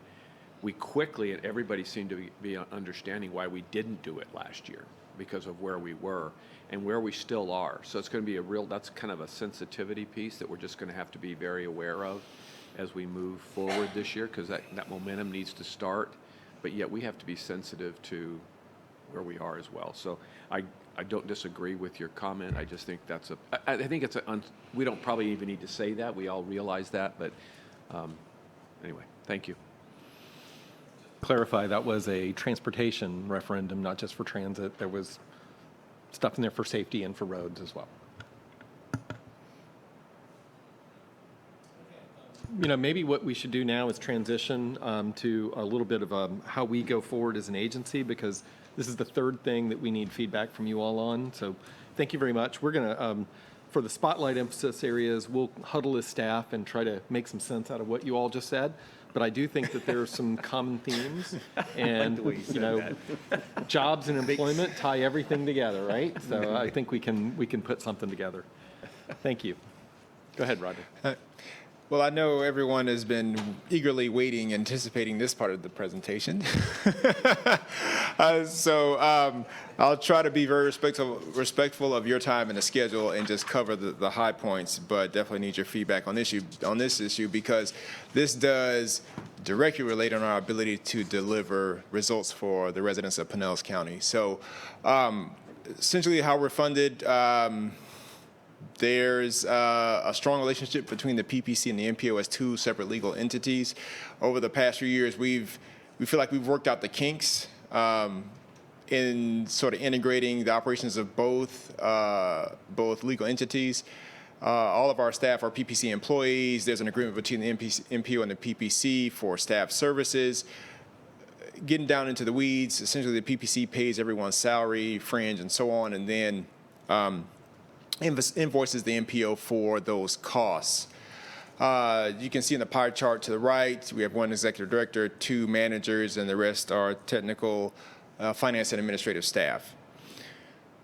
Our budget, I like to use this pie graphic to give you a better indication of how we build the budget, both for the MPO and the PPC. Over to the right, or the more light green color, is the MPO side, and the blue is the PPC side. So let's talk about the PPC. First, the Planning Council is funded by property taxes. about $1.3 million in FY21, and the millage rate is 0.015, and that's been very steady, and I'll show you a chart on that in the coming slides. Again, there's that intergovernmental revenue that the MPO does reimburse the PPC for paying those salaries. We also have a small amount of money that we budget every year that we have in an interest-bearing account, and then when we provide local assistance services to our cities or the county, they sometimes, we have an arrangement where they pay us our costs. So there's a little bit of money, about $10,000 that we budgeted for fiscal year 21 for that local assistance. I think it's important to clarify that overwhelmingly, most of our technical assistance is not charged. Yes. It just is covered. But sometimes there are some larger projects like the Indian Rocks Beach visioning effort, maybe the Gulfport waterfront redevelopment, where there's a little bit of money that they pay, or like the walking audits that we've done in a couple places. Yes, and it's correct. Yeah, vast majority of our technical assistance is essentially costs we absorb with our staff, existing staff resources. On the MPO side, obviously that's the grant-funded side. So there's $1.2 million in these different funds, whether it be PL, Surface Transportation, 5305 through FTA, and then a smaller amount of money that is received from the the Commission for the Transportation Disadvantaged. So essentially that gives you the snapshot of how the budget is put together. The budget for the PPC is an annual process that we work closely with Pinellas County's Office of Management and Budget to come up with these figures. And then on the MPO side, there's a 2-year planning process that occurs that is closely coordinated with Florida DOT. Now let's talk about some fiscal challenges for the PPC. As some of you long-term board members may recall, we were directed in 2018 to spend down the reserve line item. We did have quite a bit of money in there, and we came to the board with a plan to do that. And so the board approved us spending some of those reserve funds on a variety of special projects and initiatives. Things like the planning and placemaking grant pilot program that we made available to our local government partners. We partially funded the Gateway Master Plan. We funded the Active Transportation Plan and other initiatives through that reserve account. The reality is, for the existing fiscal year, this budget required us to take over $300,000 out of the reserve, and so we are now at about a $52,000 balance in that reserve account. The challenge that we will be facing in fiscal year 21 is that most of our costs, as we build our budget with OMB, are fixed. There is some flexibility in a couple of line items, but the vast majority, those are just costs that we have to pay, and there isn't much variability in those from year to year. And looking forward into fiscal year 22, we're going to have to carefully consider any requests for projects that are going to require additional revenue from us, and that can come in the form of any grants to local governments, any consultant work, or any external partnerships that will cost money from the PPC. Will have to be carefully scrutinized because we don't have that reserve that we have had for the past few years.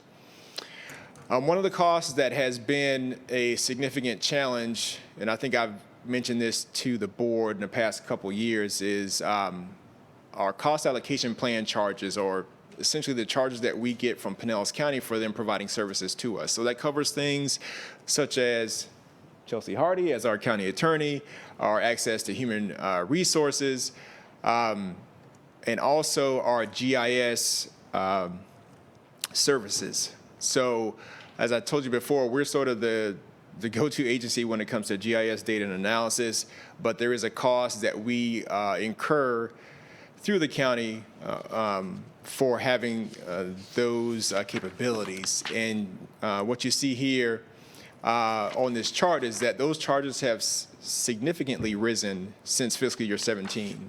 So you'll see back in 2017, we were about $89,000, and now for this last budget year, it's $375,000.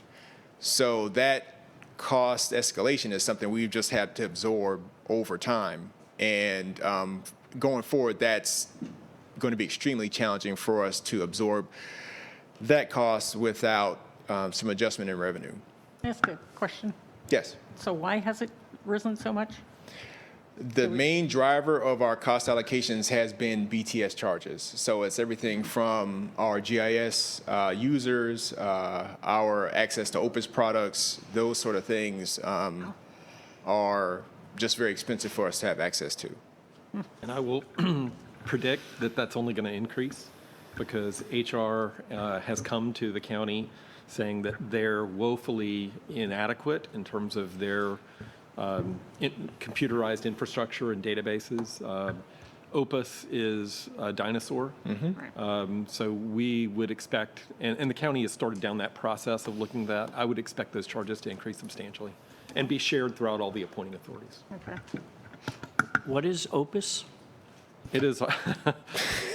It does a lot. It's our sort of HR, our fiscal management software. It's a software package that all county departments and appointing authorities use for everything from payroll to hiring and so on. And WITS, right, there is an initiative now that we're involved in where the county is looking at a new software package to perform those same services.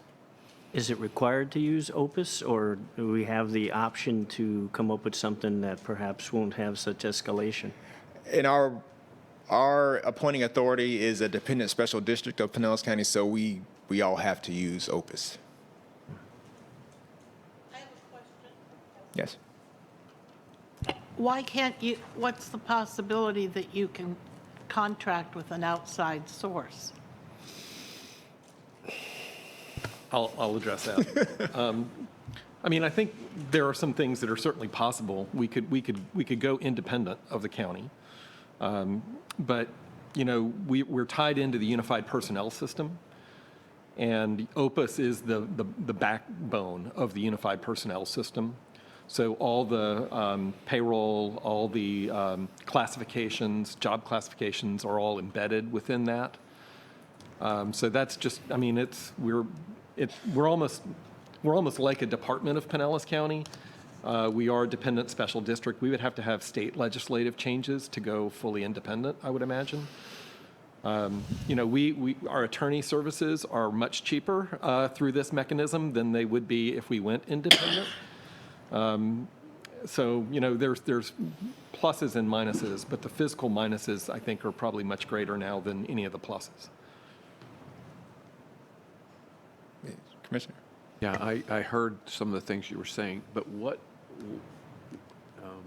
is it that they've changed their thinking process on how they allocate, or is it just the items that they previously didn't include in there are now included in there? Because that jump is alarming, so I didn't know what drove that jump.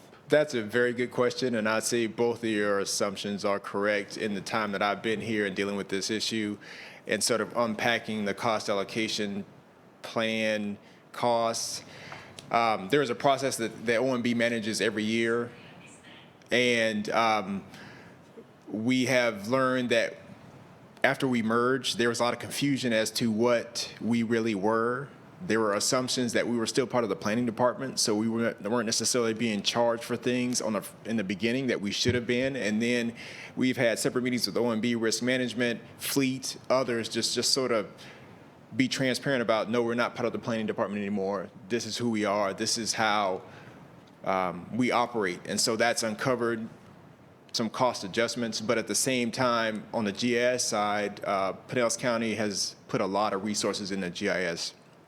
A lot of the things that you see, like, for example, with the Red Tide and how they came up with a viewer and some of these very interactive tools, there's a cost that we, actually all of the county departments and appointing authorities incur as GIS becomes much more dynamic. I guess the only other question I would leave is if we, and we don't have to talk about it here today, but if we feel that that distribution has been equitable and fair or not. Because, I mean, I think we need to look at the fact that we're being treated the same as any other department. I think it's gotten more accurate Okay. The other thing is risk and insurance is covered in there, and that has increased. In fact, it was last year that the MPO had to go out and buy its own insurance. We were no longer part of the county's coverage for errors and omissions and liability. We've kind of gotten a little heads up that we might have to do that on the PPC side too. So those are, right now, the risk and insurance is covered, but not for the MPO. And if that went away, we would have to go out on the open market and go buy that. So again, that's increased as well. You're just trying to understand Yeah. what is like, one of the things that I've asked for is for us to get on Granicus. And I know instead of having that funded through this number here, apparently it would be additional instead of, because they already have it, Granicus. We're utilizing it. So you can't just piggyback off of that. There would be some additional costs associated with that. Yeah. Yes. Okay. And to keep the good news coming, DOT has let us know, I think we mentioned earlier, that they will no longer provide that state cash match to the MPO for the 5305 grant funding. The county is also no longer providing the 5305 local cash match, so that has resulted or will result in about $117,000 reduction in funding for MPO operations. That's current fiscal year, so Yes. that has happened. So that 120,000 went away with no warning.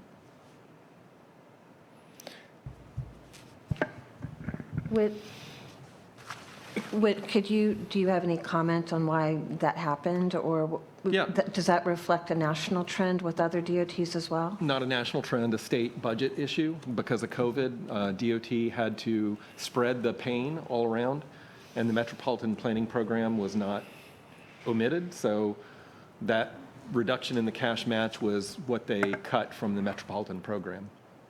I'm assuming all districts got that, not just ours? Good question. Yes, every MPO in the state saw a reduction in the cash match for the 5305 funds. Does that 117,000, is that reflected in these blue columns, up to the 375,310? Or No. is it in addition to? That's in addition. That's an addition. Yes. How are we dealing with that? Is that also coming out of reserve? Yes, essentially. I mean, or it's less things that the MPO can do this year. All the MPO's activities are reimbursed, so we have to expend the cash up front, All right. pay our salaries, and then DOT pays us back quarterly. So the MPO, or the PPC, really functions as our cash vehicle. Right. And then the MPO funds come in afterwards. So it just means we do less right now. It's not to the point where we have to affect any of our staff. But if we keep down this path, Yeah, that's where we're absolutely. headed. Well, I just wanted, I know we're going to move into the millage rate, and I think if we find, when we look at these charges that the county has passed on, if we find that that is indeed equitable and more transparent and fair than what it used to be, then we need to look at this. And, your millage rate is minimal. I've always thought I can't imagine how you survive on that, but, I don't think we need to be hesitant about doing something about that. I will say something here and just maybe interrupt Rodney for a second. When I was hired in 2015, there was, I think, an expectation that this merger was going to save a lot of money. And mergers almost never save money.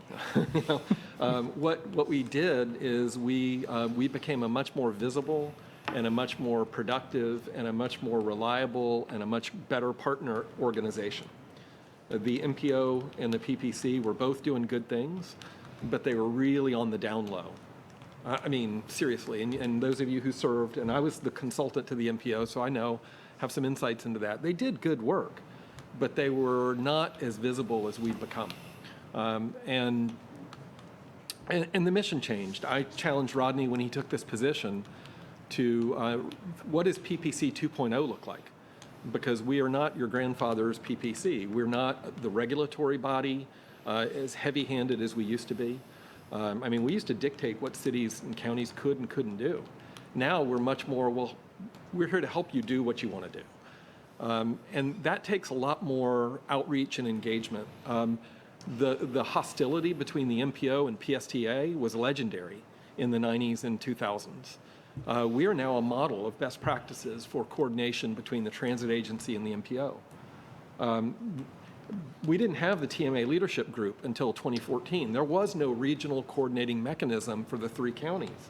All these things are new things we've taken on, and I think the board generally has been very supportive of that visibility and that, and the fact that Barry Burton, the county administrator, came to me and invited me to be a partner in the transportation referendum discussion. I don't think that would have happened under the old MPO. So I like the position we're in, and I don't want to back away from that leadership role that we've come to embrace. That's the mission. That's the charge you gave me when I was interviewed for the job. And Vice Mayor Mers, you were on that panel. You all were seeking somebody who could take the agency to the next level, and with the staff, we've done that. So we just need to figure out a way to ensure that we can continue our operations at the same level that we've enjoyed the last couple of years. Thanks, Whit. So getting to Commissioner Draw's point, I think I still show this slide as often as I can. Because it does tell a story, and a good story. What you're looking at here is a chart of the PPC millage rate since the 2008-2009 fiscal year. And you'll see that the agency has been between 8 and 10% of the millage cap every year. And if you go back even further, it's pretty much a similar story. And just, I always like to call attention to the fact that we did go to the county commission in 2015 and 16 and asked for a millage rate reduction. So it was actually at 10% of the cap then, and then we've been down at 9% of the cap for the last 5 years. So obviously there's some capacity there, and that's a good thing, because if we were at our cap, then we really have some challenges. Some of the things, Jen, this is just purely for informational purposes. We're still working with OMB on the development of the fiscal year 22 budget. So these numbers are really meant to just put some thoughts in your heads. If we were to look at raising the millage rate from 0.0150 to 0.170, that would generate a little bit less than $200,000 of additional revenue. And that, yes. and that one would be just about back to where we were? Close. Yeah. As Whit and I have talked about this. I mean, before the cut that you asked for. Yes. In millage.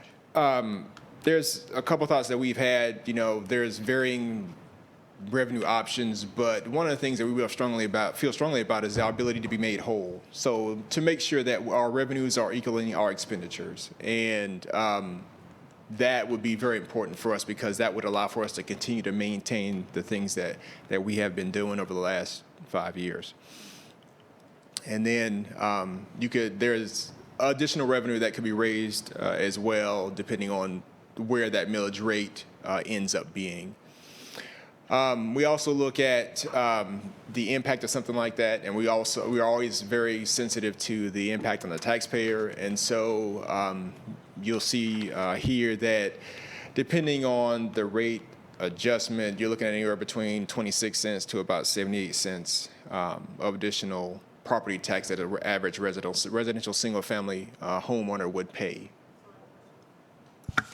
I don't see it here. So what will the shortage be in '22? We will probably have a good idea in February, because OMB. You don't have a wild guess? Oh, come on. It all depends on how much extra stuff that we do. If we went down to no more extra stuff, just the basic service provision, it's probably somewhere in the $200,000 ballpark. Okay. I've always thought that the Pinellas Planning Council Forward Pinellas gave a great deal to the cities on those special projects. I mean, $10,000 in revenue is nothing, for what you do. But Well, and that's neither here nor there. that's also, well, that's a good point, because when we negotiate the cost for those special projects, local governments, it really are costs. We take our staff time and run out the hours, and that's what we cost. There's no profit in it for us. It was also, just to put that figure also in additional context, this is additional information for the average residential single-family home back in 2019, had a taxable value of about $153,000 and paid about $2.31 to fund the operations of the PPC. So you'll see in this tax bill example that the average taxpayer pays very little to fund our operations. So again, on the previous page, a 0.78 increase, well, that's 78 cents. So that would be on top of it. Yeah, so it'd be a little $3 $3 or so, Okay. something like that. One last question.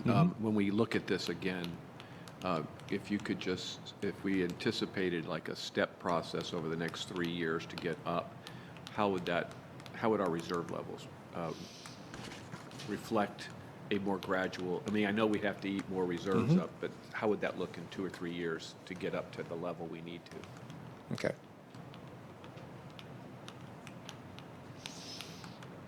Well, So I think we've done all the damage we can do. Yeah, you just killed all of our creativity for this. All the energy in the room just went out. I think Rodney and I just have to be good fiscal stewards. Yeah. And just, we want the board to fully understand, our situation. And, we hope that you value your time on Ford Pinellas and the work that we do, and appreciate that the value we bring to our constituents. We've got we're not going to show it to you now, but we got a little testimonial video that we presented to our federal review team yesterday for our certification. And, it was really nice to see Cheryl Stacks from the city of St. Petersburg, Cassandra Borchers from PSTA, Rick Perez from the city of Largo, and others really just talk about how great it is to have an agency like us that they can rely on and work with. And I think Cassandra said we wouldn't have Sunrunner if it wasn't for Ford Pinellas. So that kind of support is why we exist. I asked my staff, I said, why didn't we talk to DOT on this? Because they sing our praises all the time. I mean, we really have a great relationship with FDOT, and it takes time to do that. So I feel like we're in a really good place. I said I don't want to backtrack, but you are the board that, governs how we proceed, and we take your direction. So I just wanted to make sure you understood the situation. And when we come back to you with a request, you understand why. Yeah, I just wanted to add that there aren't many government groups that I've seen over time willingly step up and offer to cut their millage rate when they felt that the reserves were a little bit too high given the organization. And Except Dunedin. I didn't say ever. I said not likely. Yeah, we did cut the millage rate there. Again, I was very proud of the fact that we did that, and we've kept it down because we felt that the reserves were a little bit high. So to be candid on the other side, I think is, at least for me, a little bit more reassuring that we're really where we need to be in terms of that proposed, not saying which we're proposing yet, but some kind of increase to make sure that we are doing the work that we want to be doing here. So I think it's great that you're bringing this forward to us, gets our thinking going, and probably in the next month or two, we're going to have to address some level of millage, whether it's taking it all at once or doing it in a phased process. But thank you for bringing this forward. So this is the time in our meeting where it's kind of open for any thoughts or feedback, and it's your time now. Commissioner Mertz and then Councilmember Johnson. Reed. Thank you, Madam Chair. I guess when you do come back, just two things I know I would like to see is not just, if you stay at the 0.150 mils, what that represents. I'm assuming that's a deficit that is, okay. And these items that each of these incremental steps represent, additional revenue. As it is right now, these numbers don't mean much to me because 364 versus 517, I mean, I don't know what you really need, and I don't know what you're going to do for that additional revenue, right? So I would like to know the combination of that. And I guess the other thing is, I still go back to this, what, Opus? Okay. If what you said is that you anticipate that there will be additional costs even with this, and this is a primary reason for this input, I'd like to know a little bit more about that Opus. Do we have options to it? Is there, if that's the long-term process and we have to stay in it, well, then that's one thing. But if there's other methods, and the long-term look would be that overall that would be a more cost-effective way to go than continually be locked into this and still grow. I would like to know if there were options to that, because if we are looking to increase, I wouldn't be interested as much in increasing for something that I see as a continuous cost driver. If there's options out there that we could do, especially if it's old and perhaps being outdated, that something else would have to come in. So those would just be two things I'd like to see. Yeah, I think the county has a process underway to evaluate options to Opus, and our choice basically would be to continue with that process or opt out, like you said. And I'm not sure we're able to, but we will look into that and see. Hi, thank you, and I'm Councilwoman Reed. I replaced my mom, Councilwoman Johnson. It's okay, I know. I am so sorry. It's okay, it is. I mean, I know she was a big part of this group and worked with everybody, so I appreciate it. But again, and I'm new to the group, so I'm learning, and thanks, I've received a lot of help, so taking it in, I still agree with a lot that's been said, and appreciate the welcome to the board, and I'll keep it short and sweet. Commissioner Long. Thank you, Madam Chair. In response to the issues about the rising cost of the technology, I can share with you, because I also sit on the BTS board, that we have the same heartburn over the extraordinary amount of money that it costs to keep the technologies of today up to current standards, because as you all know who have cell phones, technology is changing, in a split of an eye, and trying to keep up so that we are able to combat things like cyber hacking and the security issues and just the latest and greatest on the platforms is extraordinarily expensive. And all of that cost that comes through county government and that particular board are,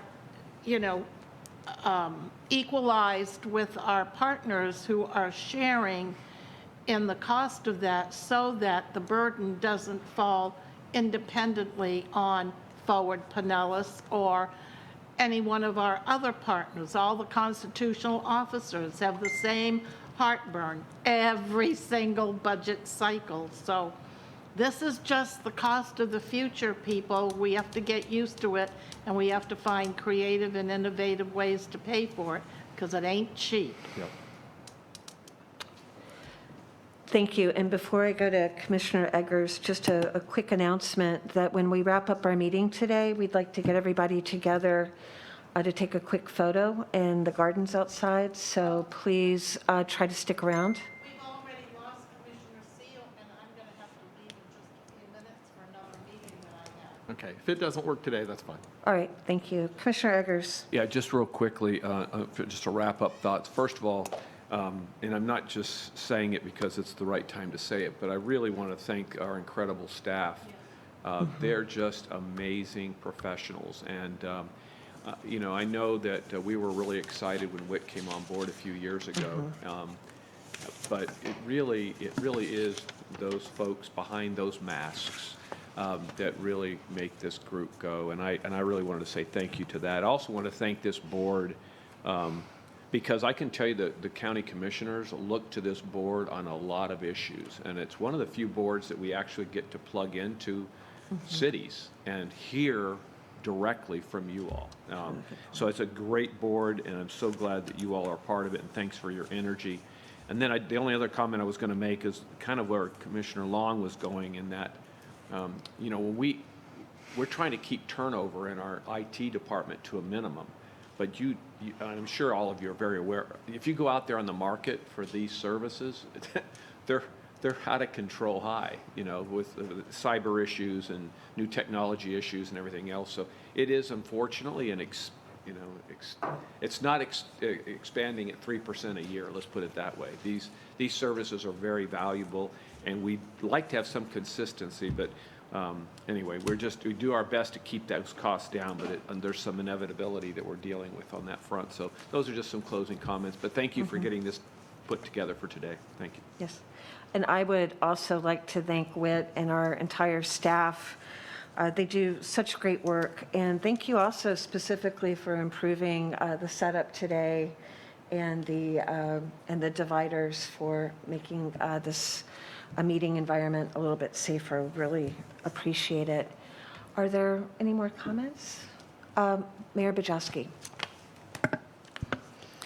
Thank you. I also want to reiterate our thanks to Whit and the team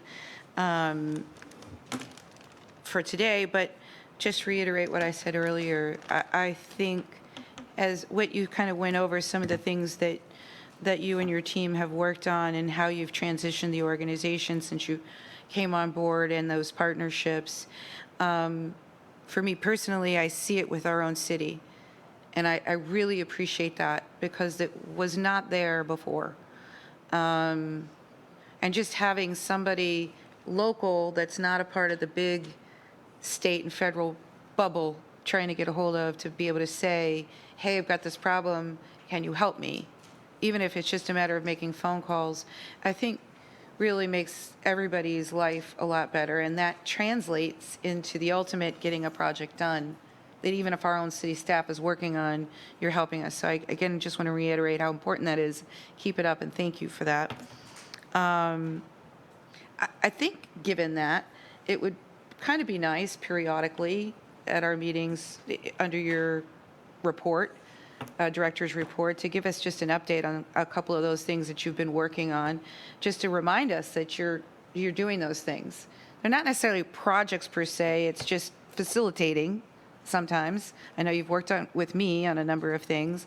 I probably drive you a little bit crazy, but I think it would be helpful just to remind us that we are not just working on regional things, which are very important to us, but working on local things to make our local lives better. So, you know, I just say that. And I just want to also reiterate the importance, I think, of tourism on our transportation system. I don't want us to lose sight of that. Not only, you know, because they clog our roads and the congestion, but, you know, reiterating what Commissioner Gerard said, it is the industry of one of our biggest employers, besides local government, believe it or not. And those are the jobs that have been some of the most hardest affected by this pandemic. You know, so I think some of them might have given up their cars because of what's been going on, or had to translate to new careers or new kinds of things. So I really do think that has to be always a forefront in our thinking on transportation, whether it's roads, sidewalks, bikes, or buses, or microtransit, or whatever it is we do. So thank you. Thanks for today.